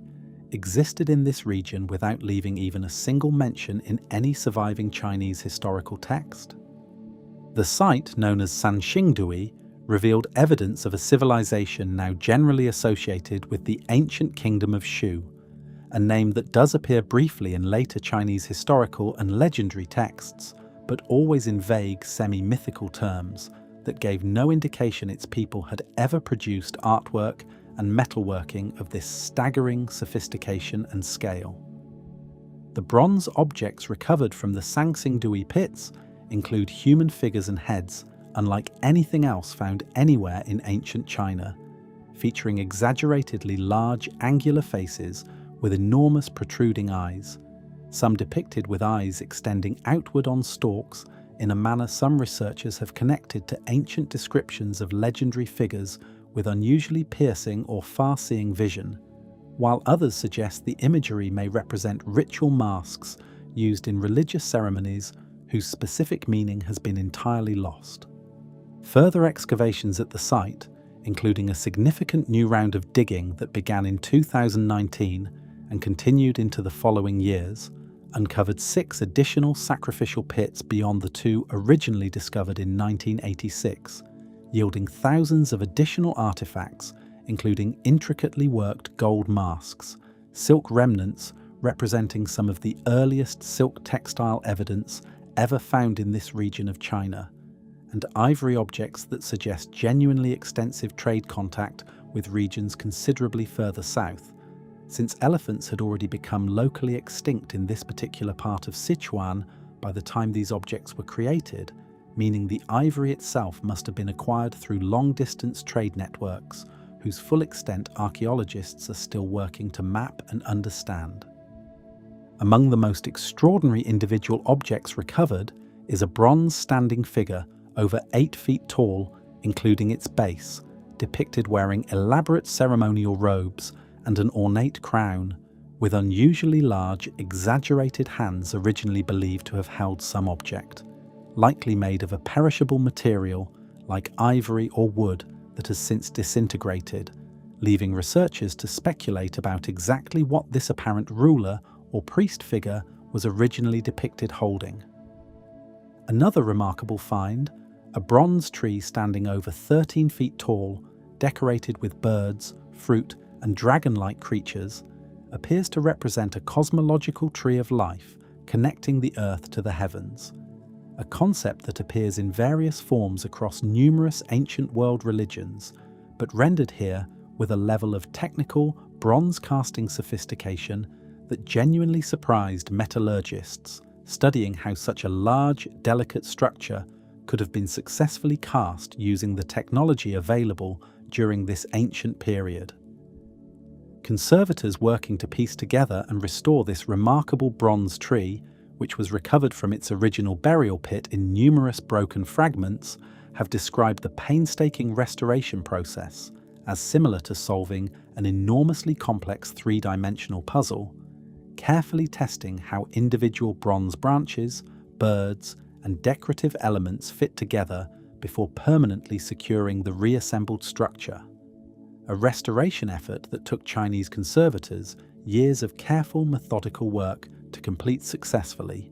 ultimately revealing the full scale and intricate detail of an object that had lain broken and buried for roughly 3,000 years before its rediscovery. Radiocarbon dating places the artifacts found in these initial pits to roughly 1200 to 1000 BCE, placing this civilization squarely within the same broad era as the Shang dynasty, the well-documented Bronze Age civilization traditionally considered the cradle of Chinese civilization along the Yellow River,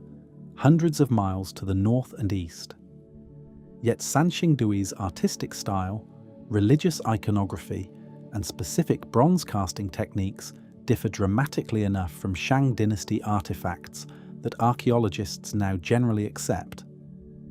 These represent two genuinely distinct contemporaneous civilizations rather than simply a regional variant of the same broader culture,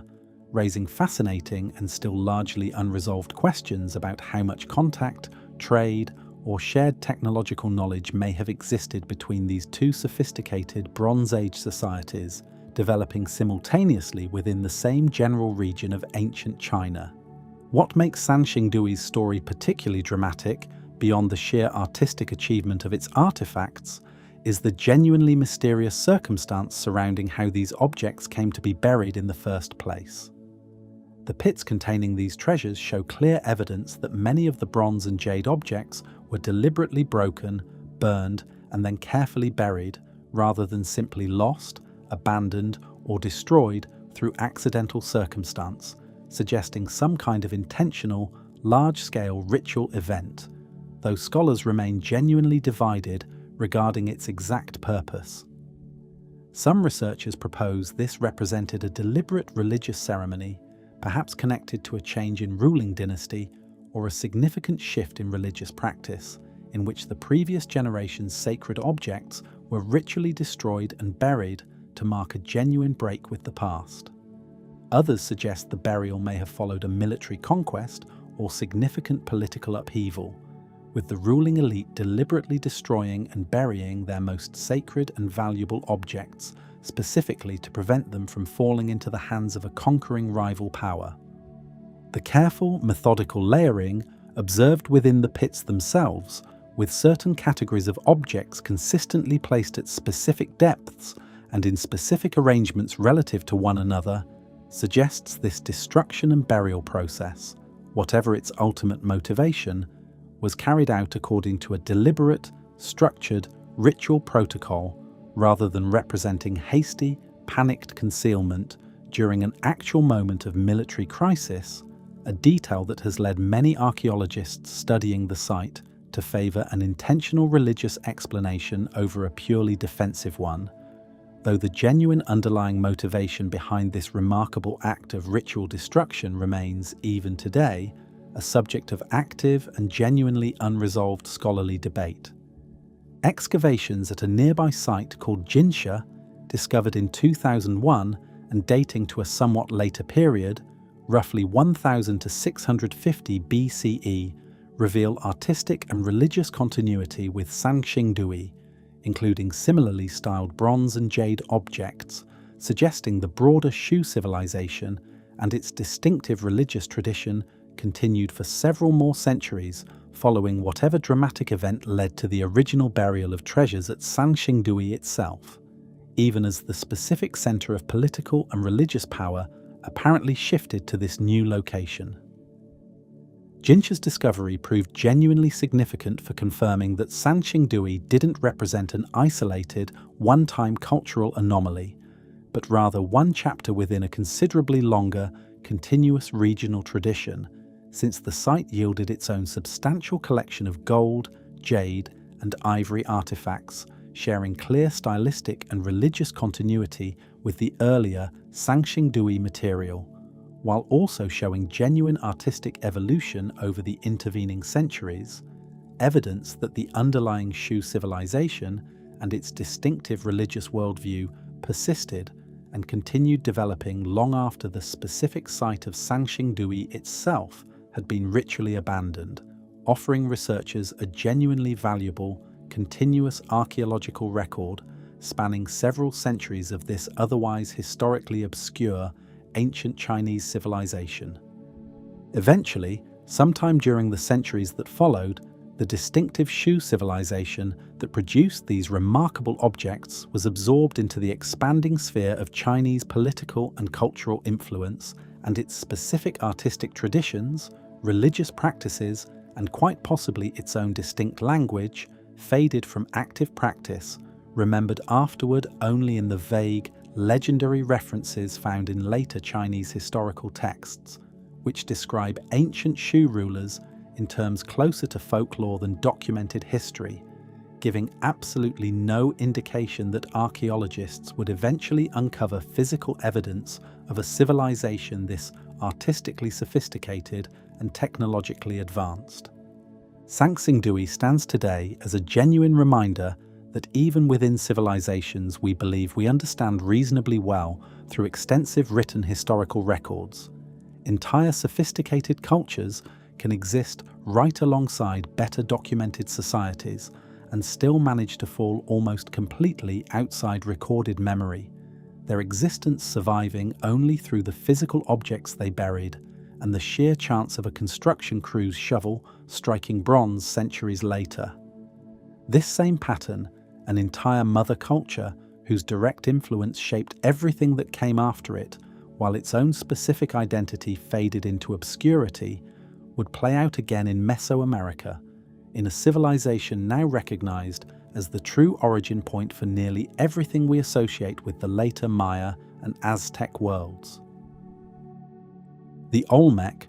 the mother culture behind the colossal stone heads. Along the humid Gulf Coast lowlands of what is now southern Mexico, the Olmec civilization flourished from roughly 1400 to 400 BCE, and though far less commonly discussed today than the later Maya or Aztec civilizations, most archaeologists consider the Olmec the foundational mother culture of Mesoamerica, the civilization whose religious practices, artistic conventions, calendar systems, and even ball game traditions would go on to directly influence essentially every major civilization that followed in the region for the next 2,000 years. The Olmec are perhaps most famous today for their colossal stone heads, massive sculpted portraits carved from single blocks of volcanic basalt,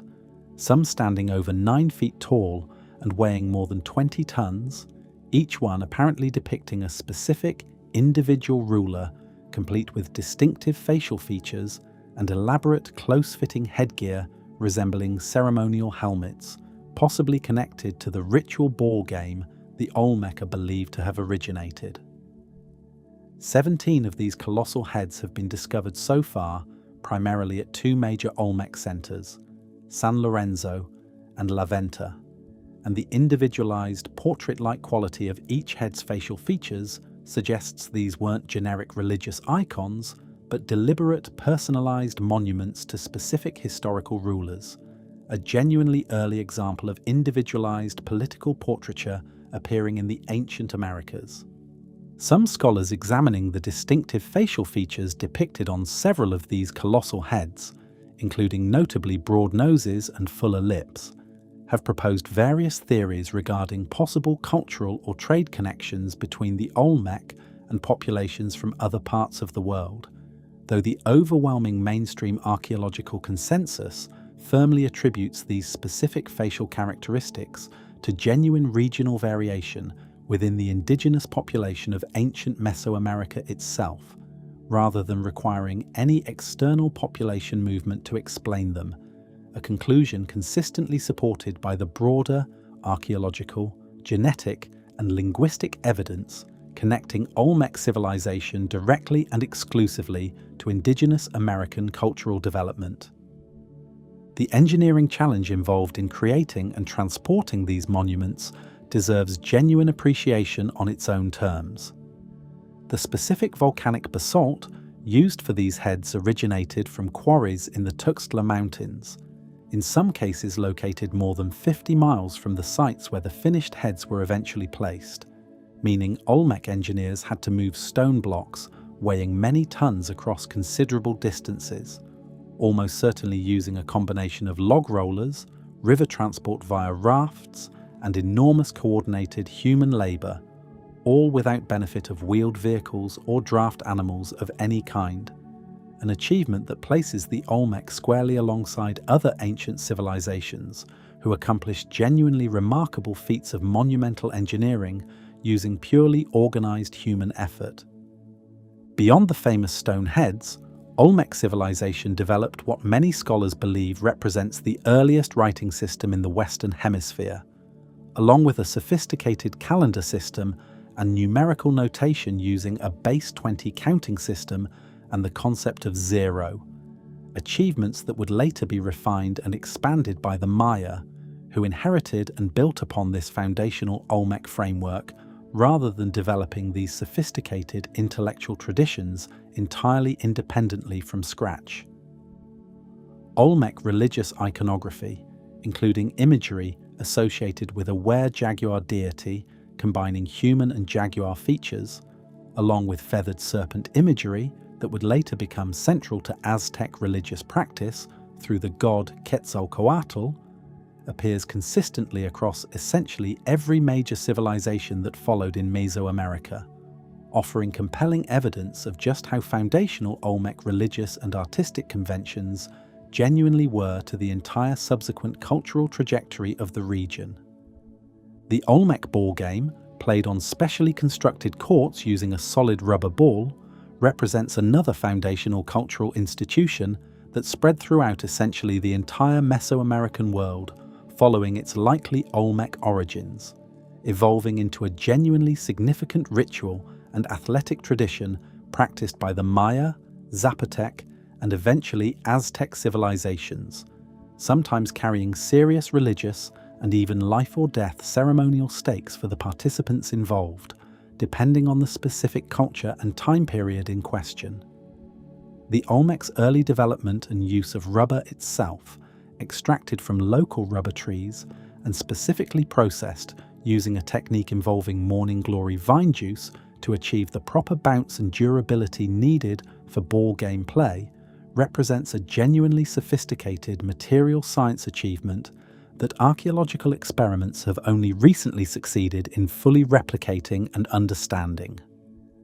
San Lorenzo, the earliest major Olmec center, experienced a dramatic and still somewhat mysterious decline around 900 BCE, with archaeological evidence showing many of its monuments deliberately defaced, decapitated, or otherwise ritually destroyed and buried,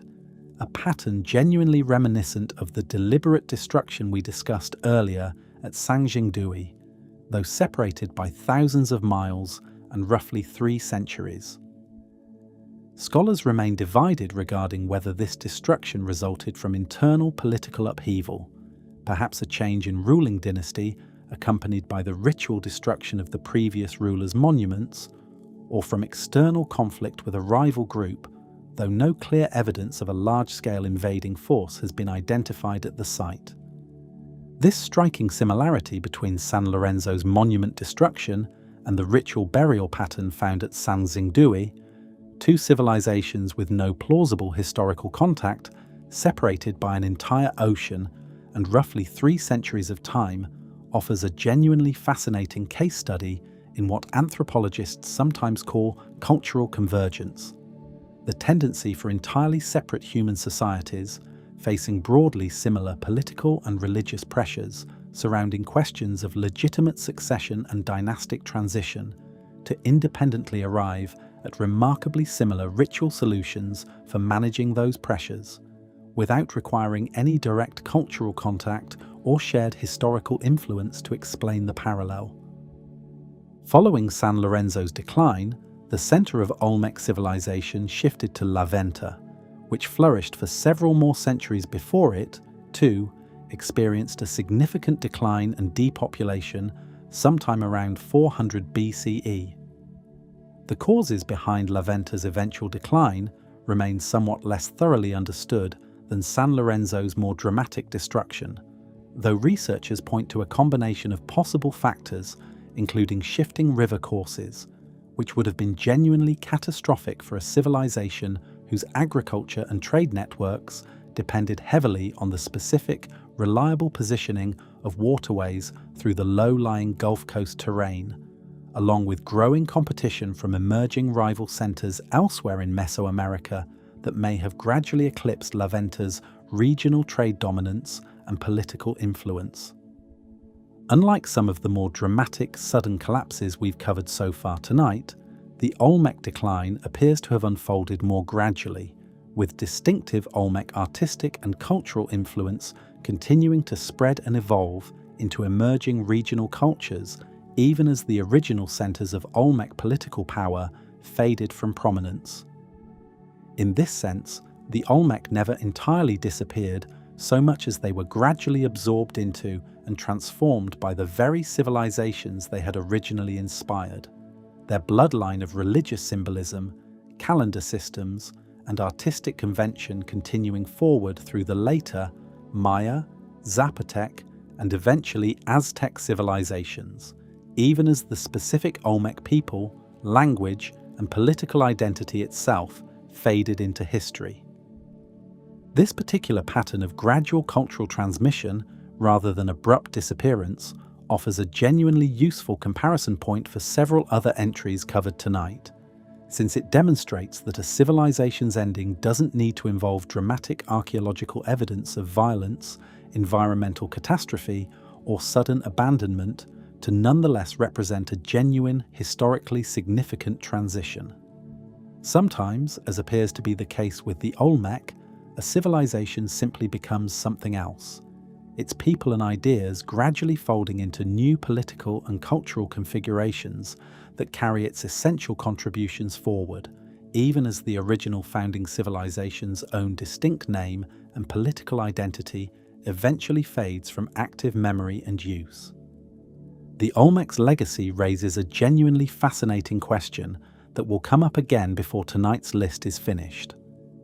What does it actually mean for a civilization to vanish when its ideas, religious practices, and cultural innovations continue shaping the world for thousands of years after its own specific identity has faded from memory?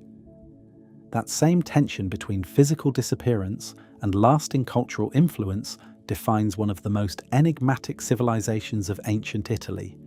a people whose sophisticated culture was so thoroughly absorbed by their eventual conquerors that their own language remains only partially understood even today. The Etruscans, absorbed by the very Rome they helped create.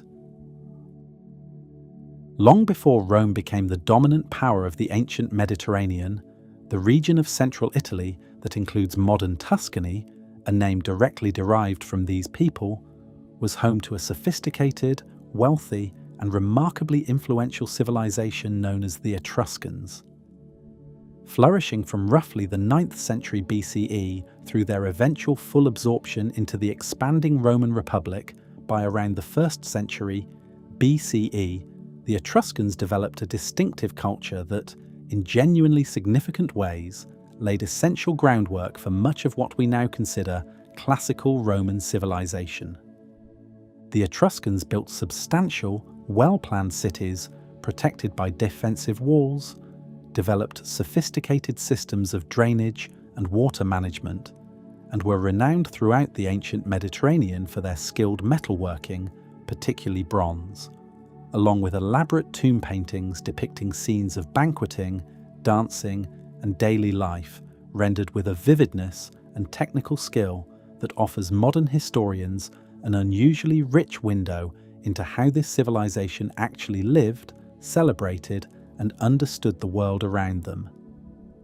Etruscan women, according to both their own artistic depictions and the sometimes disapproving commentary of later Greek and Roman writers, appear to have enjoyed a level of social freedom and public visibility, including participation in banquets alongside men and apparent property rights, that was notably more expansive than the roles typically available to women in contemporary Greek or early Roman society. The Etruscan necropolis at Cerveteri, a genuinely enormous ancient burial ground containing hundreds of large stone tombs carved to resemble actual Etruscan houses, complete with carved furniture, doorways, and household items rendered directly into the rock itself, offers modern visitors an almost unprecedented glimpse into the domestic architecture and daily material culture of a civilization whose actual houses, built from more perishable materials, have otherwise almost entirely vanished from the archaeological record. This distinctive practice of building elaborate permanent stone tombs, specifically designed to replicate the comforts and furnishings of ordinary domestic life, reflects a genuinely optimistic Etruscan vision of the afterlife, one focused on continued feasting, comfort, and family togetherness, rather than the more austere or fearful conceptions of death found in several other ancient Mediterranean religious traditions.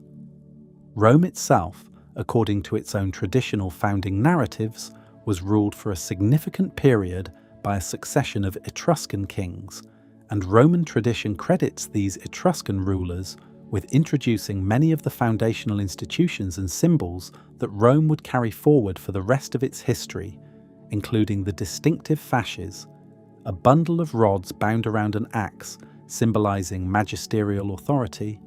elaborate public games and gladiatorial contests, sophisticated techniques of hydraulic engineering, including the Cloaca Maxima, an enormous sewer system that helped drain the marshy land beneath Rome's earlier settlements, and even the basic architectural template for the Roman temple itself. Roman religious practice, including divination based on examining the entrails of sacrificed animals and interpreting the flight patterns of birds, also derived heavily from Etruscan religious tradition, with Roman authorities continuing to consult Etruscan priests, known as haruspices, for these specialized religious services well into the later imperial period, long after Etruscan political independence had ended entirely. This continued reliance on Etruscan religious expertise long after Etruscan political power had ended represents a genuinely interesting historical detail, since it demonstrates that Roman society continued to view specifically Etruscan religious knowledge as authoritative and valuable even centuries after fully absorbing Etruscan territory and citizenship,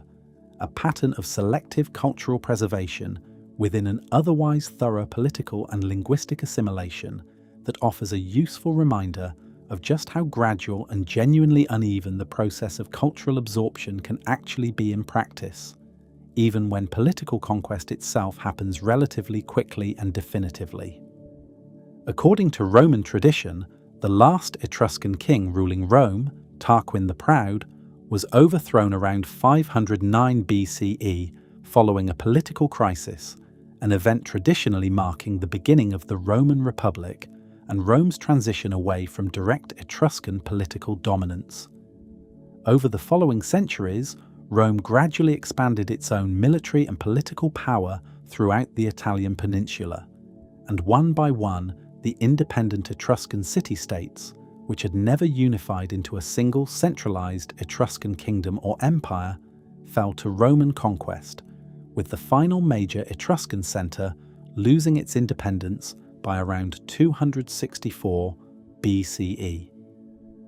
What makes the Etruscans' disappearance genuinely distinctive compared to several other civilizations we've discussed tonight is that their culture wasn't destroyed through violent catastrophe, environmental collapse, or sudden abandonment,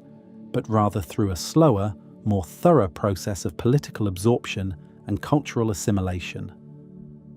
Roman citizenship was gradually extended to Etruscan communities. Etruscan aristocratic families increasingly intermarried with prominent Roman families and adopted Roman political and social customs. And within a few generations following full political conquest, the distinctively Etruscan language, religious practice, and cultural identity had substantially faded, replaced by a fully Roman civic identity, even as specific Etruscan customs, religious practices, and technological innovations continued quietly shaping Roman civilization from within. This absorption proved so thorough that the Etruscan language itself, once spoken and written across a substantial portion of central Italy, gradually fell entirely out of use. And today, despite the survival of thousands of short inscriptions, primarily funerary texts found in Etruscan tombs, linguists still haven't achieved a complete understanding of the Etruscan language, since it belongs to no clearly identified language family related to any other known ancient or modern language, making it what linguists call a language isolate, extraordinarily difficult to translate with full confidence beyond names, numbers, and a limited vocabulary of religious and funerary terms that has been painstakingly reconstructed through comparison across numerous surviving inscriptions. The longest surviving Etruscan text, remarkably, wasn't discovered on a stone monument or tomb wall at all, but rather on linen strips that had been cut into bandages and used to wrap an Egyptian mummy, apparently repurposed by ancient Egyptian embalmers centuries after the original Etruscan linen book had somehow made its way to Egypt through channels historians still don't fully understand. This unlikely survival, known today as the Liber Linteus, preserves several hundred words of connected Etruscan religious text, apparently a ritual calendar specifying particular ceremonies to be performed on particular days, and remains one of the single most valuable surviving sources for understanding Etruscan grammar and vocabulary, despite the genuinely bizarre historical accident that preserved it purely by chance within an entirely unrelated Egyptian burial practice thousands of miles from its original point of creation. This linguistic mystery means that, despite possessing a genuinely substantial body of surviving written Etruscan text, unlike the completely undeciphered Indus script we discussed at the very beginning of tonight's video, historians still can't fully access the Etruscans' own explanation of their history, religious beliefs, or daily concerns in anything approaching the same depth and nuance available for contemporary Greek or Roman texts, leaving our understanding of this remarkably influential civilization dependent largely on their surviving artwork, tomb architecture, and the often biased second-hand accounts written by the Greek and Roman authors who eventually absorbed and, in some respects, deliberately overshadowed their historical legacy. The Etruscans remind us that a civilization doesn't need to be destroyed by war, drought, or natural disaster to effectively vanish. Sometimes, a culture simply gets absorbed so completely and so gradually into a more dominant, expanding neighbour that its own distinct identity dissolves, leaving behind influence without independent memory. That exact same pattern of gradual absorption into an expanding, more centralized power would play out again centuries later and thousands of miles to the east in the jungles of Southeast Asia, where an empire capable of building the largest religious monument on the entire planet would eventually abandon its own magnificent capital city to the surrounding forest. The Khmer Empire, Angkor reclaimed by the jungle. At its height during the 12th and 13th centuries CEE, the Khmer Empire controlled a vast territory across what is now Cambodia, along with substantial portions of modern Thailand, Vietnam, and Laos, and built a capital city, Angkor, that likely stood as one of the largest urban settlements anywhere on the planet during this period, with some researchers estimating the greater Angkor metropolitan area may have supported a population exceeding 1 million people at its absolute peak, sprawling across an urban footprint considerably larger than many modern cities. Angkor's most famous monument, Angkor Wat, remains today the largest religious structure ever constructed anywhere in the world. Originally built in the early 12th century as a Hindu temple dedicated to the god Vishnu before later transitioning into a Buddhist site of worship, reflecting a broader religious evolution that swept across the Khmer Empire over the course of its history. The temple's scale is genuinely difficult to appreciate without direct comparison. Its outer wall and moat enclose an area of more than 400 acres, and its central towers, representing the mythical Mount Meru at the center of Hindu and Buddhist cosmology, rise to a height of over 200 feet, all constructed using sandstone blocks transported from quarries located many miles away, likely floated down river systems on rafts before being hauled into precise position using an enormous coordinated labour force. Every surface of Angkor Wat's extensive interior galleries is covered in intricately carved relief sculpture, depicting scenes from Hindu mythology, including an enormous depiction of the churning of the ocean of milk, a foundational Hindu creation myth rendered across an unbroken carved panel stretching for nearly 150 feet, along with detailed historical scenes depicting the actual military campaigns and royal processions of the Khmer king who commissioned the temple's original construction, giving modern researchers an invaluable combined record of both the empire's religious cosmology and its genuine documented political history carved directly into the temple's stone walls. Beyond Angkor Wat itself, the wider Khmer Empire constructed an extraordinarily sophisticated system of reservoirs, canals, and water management infrastructure across the entire Angkor region. Engineering achievements that allowed the empire to support intensive rice agriculture capable of feeding its enormous urban population, while also managing the dramatic seasonal flooding and dry periods that characterize this region's monsoon climate. Recent archaeological research using advanced remote sensing technology, specifically a laser-based mapping technique called LiDAR that can detect subtle ground features even beneath dense forest canopy, has revealed that Angkor's true urban extent was considerably larger and more densely developed than earlier ground-based archaeological surveys had ever suggested, uncovering evidence of extensive residential neighborhoods, agricultural plots, and additional temple complexes hidden beneath jungle vegetation that had concealed their existence from researchers for well over a century. This 2012 LiDAR survey, conducted by aircraft flying systematic passes over the entire Angkor region, produced results that genuinely stunned the archaeological community studying the site, revealing an urban footprint covering nearly 400 square miles, considerably larger than the greater metropolitan area of many modern cities, complete with a genuinely dense grid of previously unknown roadways, canals, and residential mounds that had remained completely invisible to ground-based survey teams working in the same location for well over a century, hidden simply because the region's dense tropical vegetation made comprehensive ground survey of this scale practically impossible using traditional archaeological methods alone. Beginning sometime in the 14th and 15th centuries, the Khmer Empire entered a period of significant political and military decline, and by 1431, Angkor had been largely abandoned as the empire's political capital, with the Khmer court relocating to the region around modern-day Phnom Penh, a shift traditionally associated with military pressure and repeated invasions from the neighbouring Ayutthaya kingdom, based in what is now Thailand. For many years, the standard historical narrative attributed Angkor's decline primarily to this military conquest by Ayutthaya, but more recent, detailed research incorporating climate data and hydrological analysis has revealed a considerably more complex picture.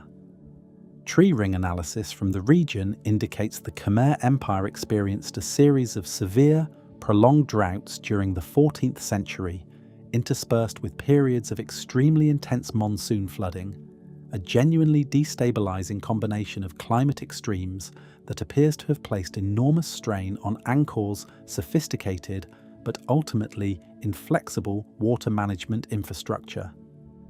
Evidence of major structural damage and repeated repair efforts to key components of Angkor's canal and reservoir system during exactly this period suggests the empire's engineers were struggling to keep pace with genuinely unprecedented climate volatility, potentially undermining the agricultural productivity and urban water supply that the entire enormous population of Angkor depended upon for daily survival. This environmental stress, compounding an already difficult military and political situation involving repeated conflict with Ayutthaya, appears to have created the same kind of vicious cycle we've already observed in several other civilizations covered tonight. Environmental crisis weakening a society's ability to resist external military and political pressure, while ongoing military conflict simultaneously diverted resources and attention away from maintaining the very infrastructure needed to weather the environmental crisis in the first place.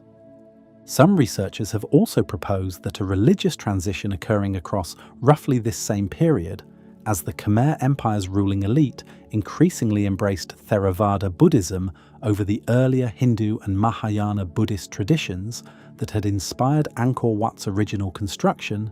may have further reduced royal investment in the kind of massive, labor-intensive temple and infrastructure projects that had once helped maintain Angkor's sophisticated water management system, since Theravada Buddhism's comparatively more austere religious practices placed less emphasis on constructing elaborate god-king monuments than the earlier religious traditions that had originally driven Angkor's monumental architectural ambitions. Once again, though, it's crucial to understand that the Khmer people themselves never disappeared, and the Khmer Empire itself, while dramatically reduced in territory and influence compared to its medieval peak, actually continued to exist in a smaller, weakened form for centuries afterward, eventually evolving into the modern nation of Cambodia, whose people maintain direct cultural, linguistic, and religious continuity with the civilization that built Angkor. What specifically vanished was Angkor's status as a functioning imperial capital and its position as one of the largest urban centers in the entire world, a magnificent city that, once abandoned by its political elite, was gradually reclaimed by the surrounding jungle so thoroughly that when French naturalist Henri Mouhot encountered Angkor Wat in 1860, he initially assumed, incorrectly and rather dismissively toward the region's own inhabitants, that such a magnificent structure must have been built by some entirely different, more advanced ancient civilization, apparently unaware that direct descendants of Angkor's actual builders were living in villages surrounding the temple's ruins at the very moment of his supposed rediscovery. Cambodian Buddhist monks, in fact, had continued maintaining a modest but genuine ongoing religious presence at Angkor Wat itself throughout the centuries following the wider empire's political decline, meaning the temple was never truly abandoned in the same complete sense as many of the other sites covered tonight, even as the surrounding city and its once enormous population had long since dispersed, a detail that further complicates Mouhot's famous but genuinely misleading account of supposedly discovering a lost civilization that local communities, in reality, had never entirely forgotten or fully abandoned in the first place. Angkor's story, much like Cahokia's, reveals just how selective and incomplete Western historical memory can be regarding non-European civilizations, allowing one of the largest and most sophisticated cities in medieval human history to be genuinely forgotten by much of the wider world for centuries, hidden beneath jungle canopy until modern technology and renewed archaeological interest finally began revealing the true scale of what had been built and subsequently lost here. A remarkably similar story of rediscovery and forgotten grandeur awaited researchers studying an ancient kingdom in the highlands of East Africa,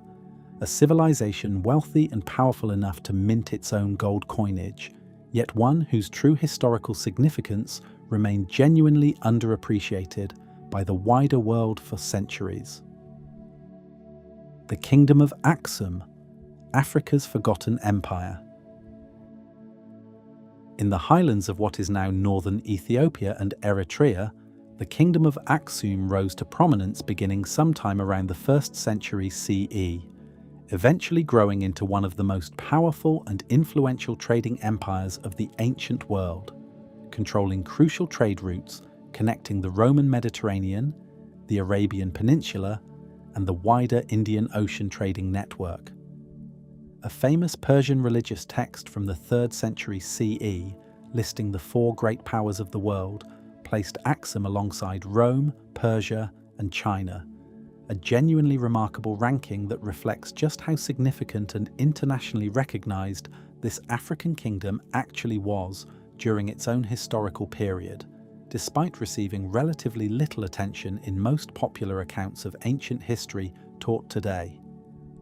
Aksum's wealth derived substantially from its control over valuable trade goods moving through its ports along the Red Sea,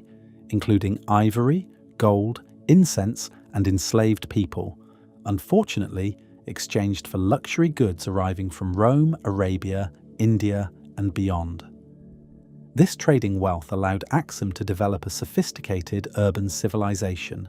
including the construction of massive carved stone monuments called stelae, some standing over 100 feet tall and carved from single pieces of granite, representing what were likely intended as symbolic multi-story buildings, complete with carved false doors and windows, believed to have marked the burial sites of Aksumite royalty. The largest of these stelae, had it not toppled and shattered, likely either during construction or shortly afterward, according to most archaeological analysis,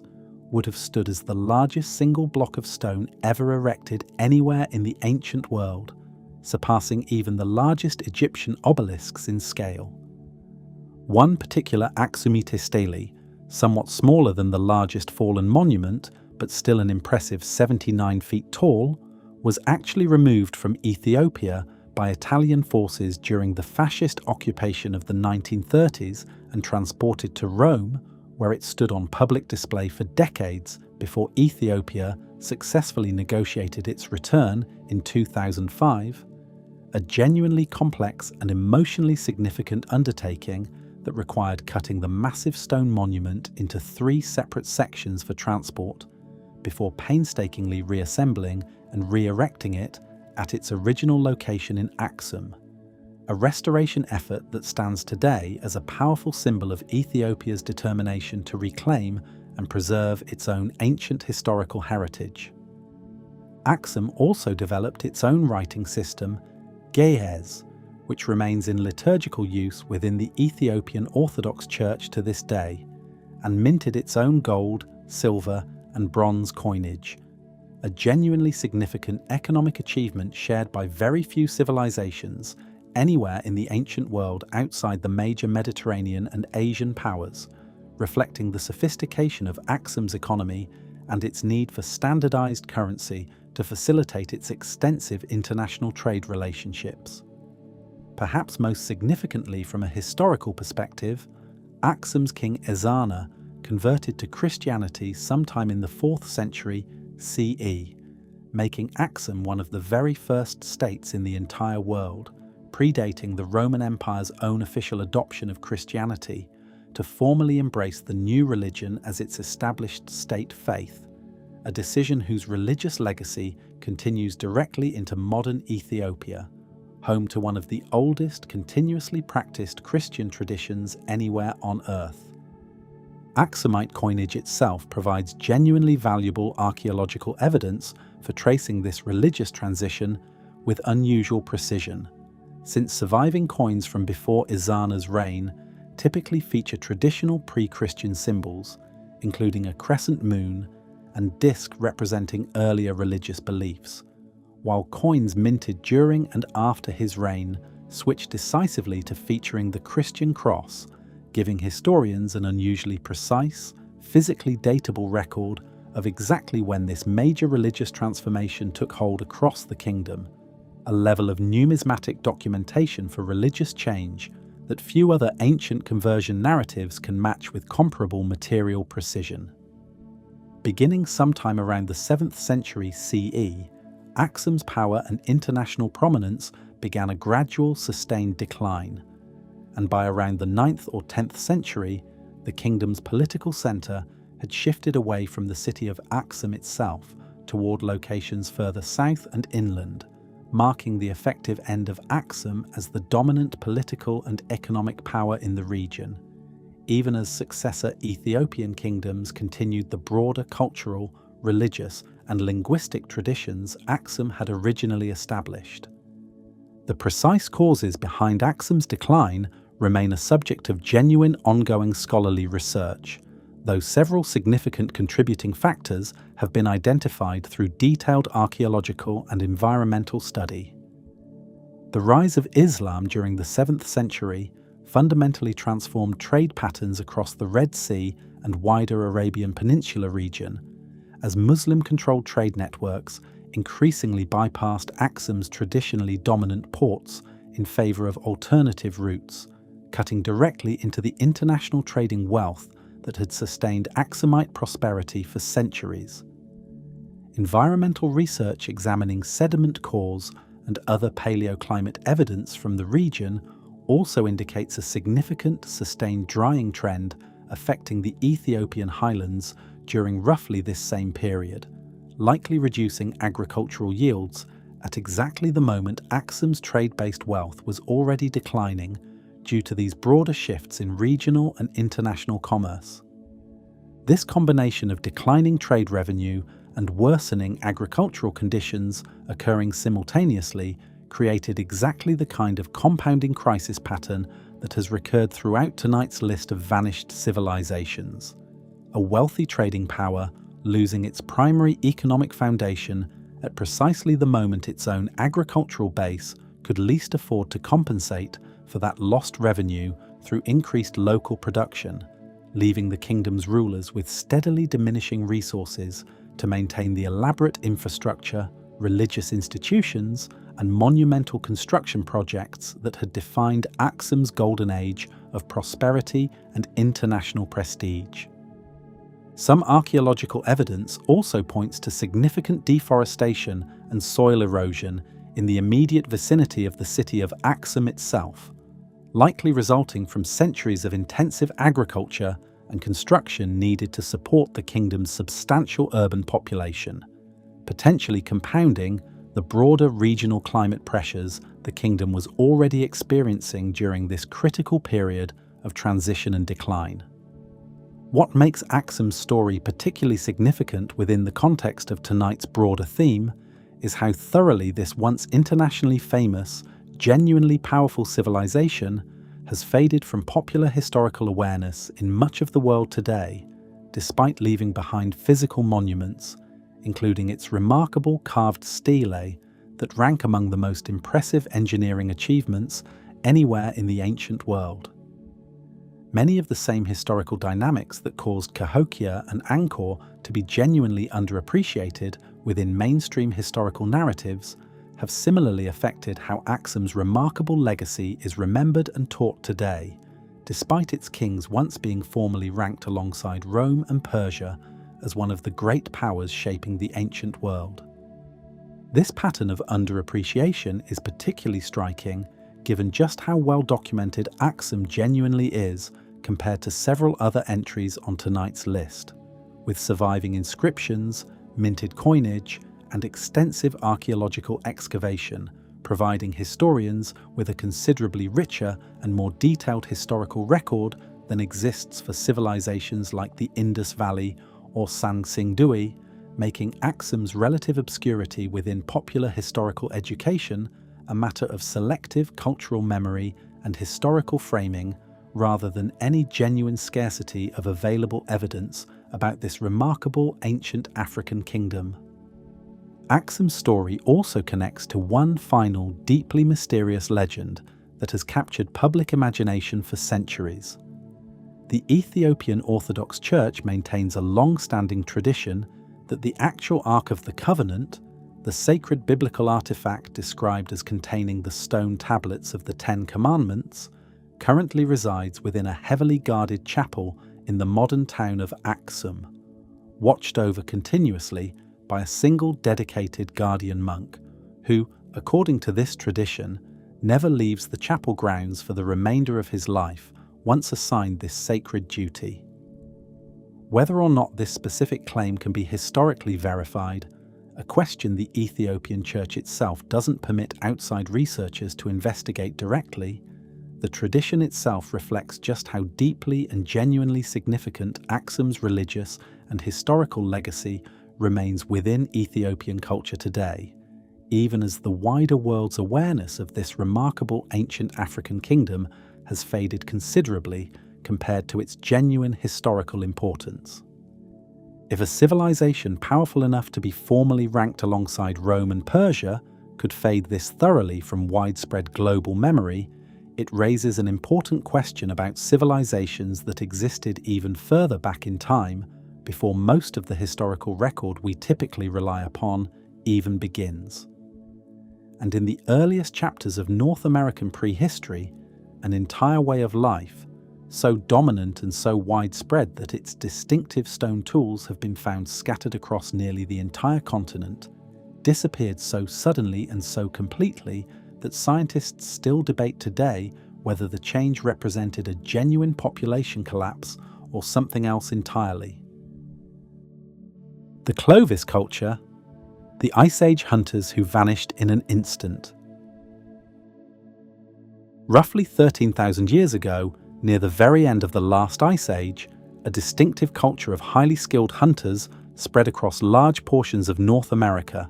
leaving behind a genuinely distinctive style of finely crafted stone spear points, now called Clovis points, after the town in New Mexico where they were first formally identified by archaeologists in the 1930s. These beautifully made, fluted stone points, designed with a distinctive groove, allowing them to be securely mounted onto wooden spear shafts, have since been discovered at sites scattered across nearly the entire North American continent, representing what many archaeologists consider evidence of the first widespread, clearly identifiable human culture to spread successfully throughout the Americas following the initial human migration across the Bering Land Bridge from Asia. Clovis hunters are believed to have specialized substantially in hunting the enormous megafauna that roamed Ice Age North America, including woolly mammoths, mastodons, and giant ground sloths, animals of a scale that modern North Americans, accustomed to a landscape populated by comparatively modest wildlife like deer and elk, would likely find genuinely difficult to fully imagine. Archaeological sites containing Clovis points found directly alongside the butchered remains of mammoths provide clear, direct evidence that these ancient hunters possessed the organizational sophistication, hunting technique, and sheer courage required to successfully bring down animals weighing many tons using nothing but stone-tipped spears and coordinated group hunting strategies. The sheer craftsmanship evident in surviving Clovis points has long impressed archaeologists and flint-knapping specialists alike, since the distinctive fluted groove running up the base of each point required a genuinely difficult and failure-prone technique to execute successfully, removing a long, thin flake from the base of an already carefully shaped point without shattering the entire piece, a skill that clearly took considerable practice and expertise to master reliably. This consistent technical sophistication, found at Clovis sites scattered across thousands of miles of North American territory, suggests either remarkably effective knowledge transmission across an enormous geographic range, extensive trade and cultural contact between different regional Clovis groups, or quite possibly both operating simultaneously across the wider Clovis cultural sphere. Then sometime around 12,900 years ago,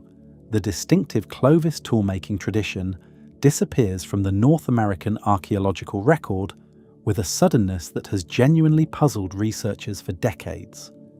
This disappearance coincides almost precisely with a dramatic and well-documented climate event called the Younger Dryas, a sudden, sharp return to near-glacial conditions that interrupted what had otherwise been a period of gradual warming as the last ice age drew to its close, plunging large portions of the northern hemisphere back into significantly colder temperatures for well over 1,000 years before the warming trend finally resumed. Greenland ice cores provide some of the clearest and most precisely dated evidence for just how abrupt this Younger Dryas cooling event genuinely was, with temperature records suggesting the shift back into near-glacial conditions may have occurred within a span of just years or decades rather than gradually over centuries, an almost bewilderingly rapid climate transition by the standards of natural, non-human-caused climate change, and one that would have created genuinely severe and immediate challenges for any human population, like the Clovis culture,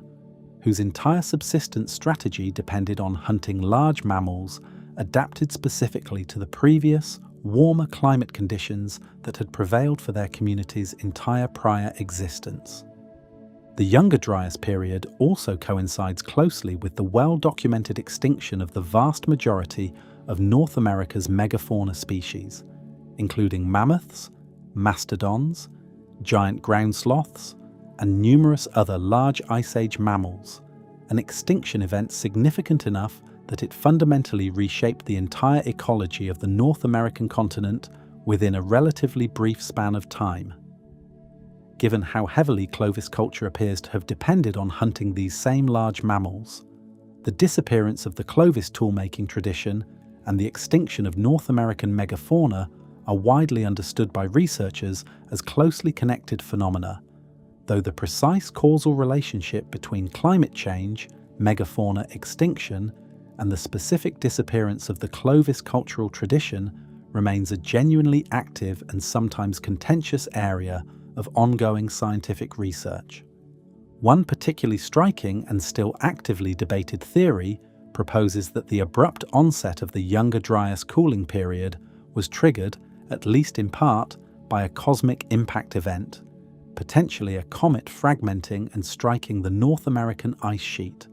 a hypothesis supported by researchers pointing to unusual geological evidence found at numerous sites across the continent dating to precisely this period, including elevated levels of platinum, tiny diamond fragments called nanodiamonds, and other materials some researchers associate specifically with extraterrestrial impact events rather than more conventional terrestrial geological processes. This impact hypothesis remains genuinely controversial within the broader scientific community, with many researchers arguing the existing evidence can be adequately explained through more conventional climate mechanisms without requiring a cosmic impact event, and ongoing research continues actively testing and re-examining the physical evidence on both sides of this genuinely unresolved scientific debate. Proponents of the conventional climate explanation point instead to well-documented disruptions in North Atlantic Ocean circulation patterns, potentially triggered by a massive release of glacial meltwater into the ocean as the previous warming trend accelerated, a mechanism that climate scientists have observed and modelled extensively in other contexts, and that doesn't require invoking a comet impact to adequately explain the abrupt onset of Younger Dryas cooling. This ongoing scientific disagreement, playing out through competing peer-reviewed research papers rather than settled consensus, offers a genuinely useful reminder that even well-studied prehistoric climate events can remain subjects of legitimate, active scientific debate decades after researchers first began seriously investigating them. It's important to understand precisely what actually happened here, since the phrase "vanished without a trace" requires some careful clarification in the specific context of Clovis culture. The actual human population responsible for creating Clovis-style tools didn't disappear or go extinct as a people.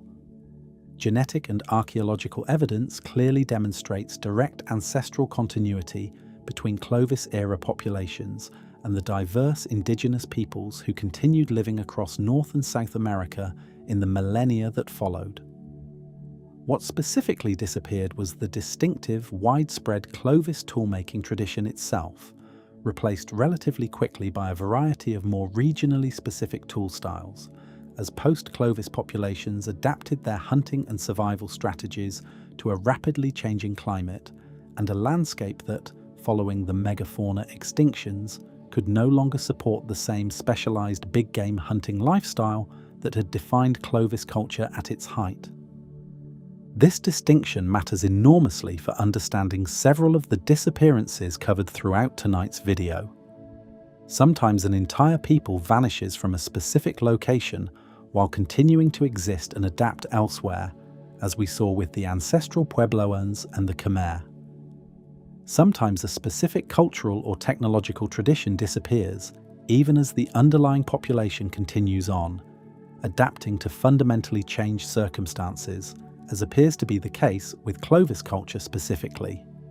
And sometimes, as we've now seen across nearly every single civilization covered tonight, what looks at first like a complete total disappearance turns out, on closer archaeological examination, to be something considerably more complicated. A story of adaptation, migration, absorption, or transformation, rather than simple total extinction. What 15 vanished civilizations actually teach us.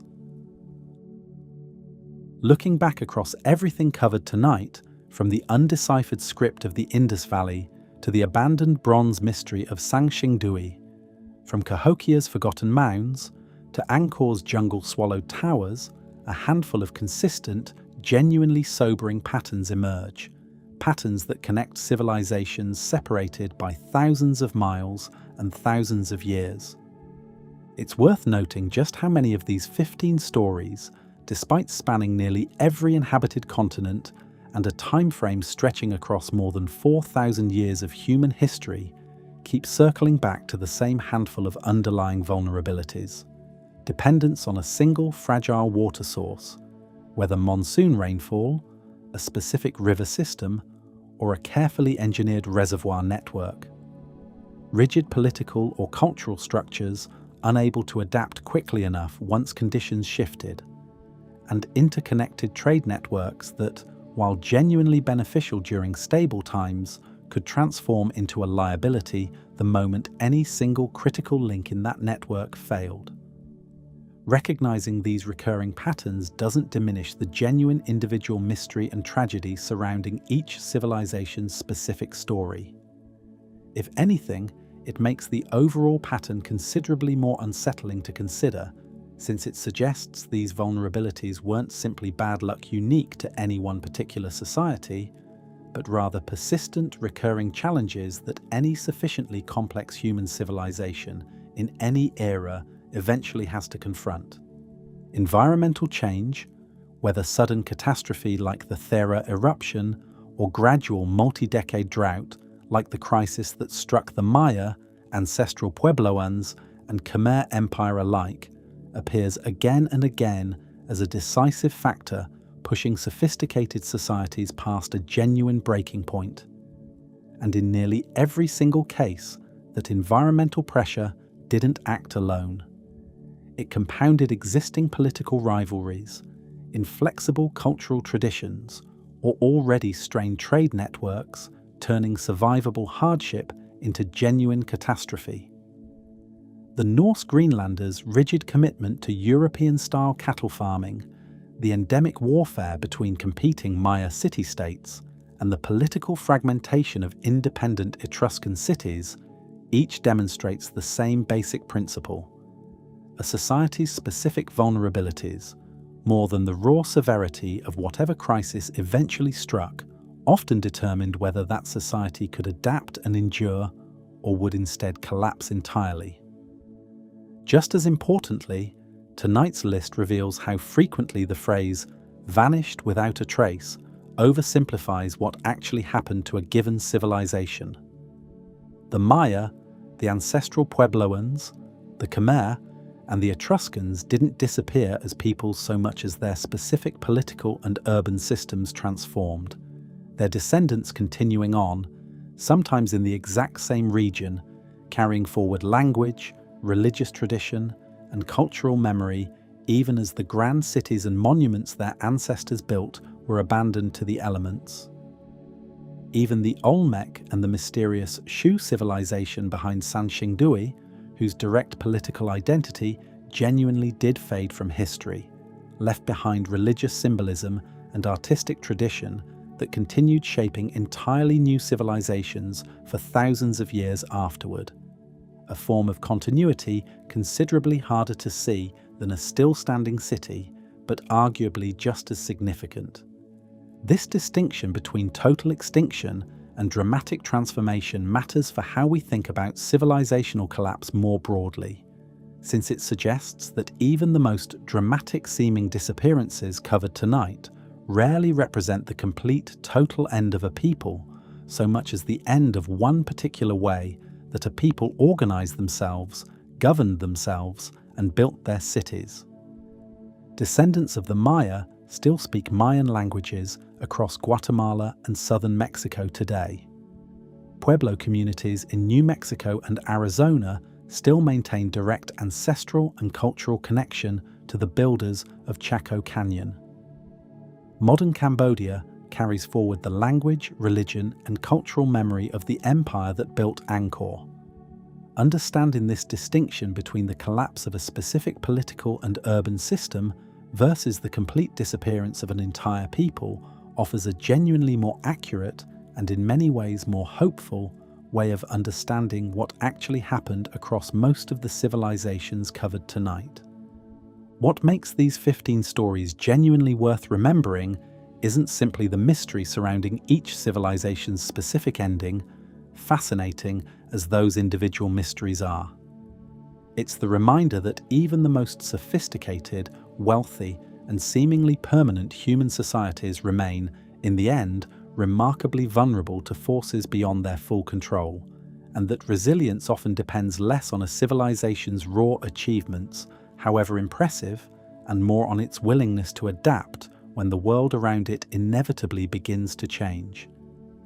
Every single monument covered tonight, the towering pyramids of the Maya, the silent stone giants of Rapa Nui, the colossal bronze faces of Sanxingdui, the empty cliff dwellings of Chaco Canyon, stands today as a genuine testament to human ingenuity and, at the very same time, as a quiet warning about just how quickly even the most impressive achievements can be left standing empty, waiting patiently for someone, centuries later, to finally ask the same question archaeologists keep asking again and again across every single continent on Earth. Where did everyone go? It's worth remembering, too, just how much of what we know about these 15 civilizations has only come to light within the last century, and in several cases within just the past few decades. Sanxingdui wasn't discovered until 1986. The true scale of Angkor and the Maya lowlands wasn't properly understood until LiDAR surveys conducted within the last 15 years finally revealed what dense jungle canopy had been hiding from ground-based archaeologists for generations. Even our understanding of Rapa Nui's collapse continues to be actively revised as new genetic and archaeological evidence comes to light. Given how much has changed in our understanding of these 15 civilizations in just the last few decades alone, it's worth wondering what else remains buried, undiscovered, or simply misunderstood, waiting for the next generation of archaeologists and the next generation of technology to finally bring it back into the light. If you enjoyed this video, please like and subscribe to our channel so you never miss out on more fascinating stories.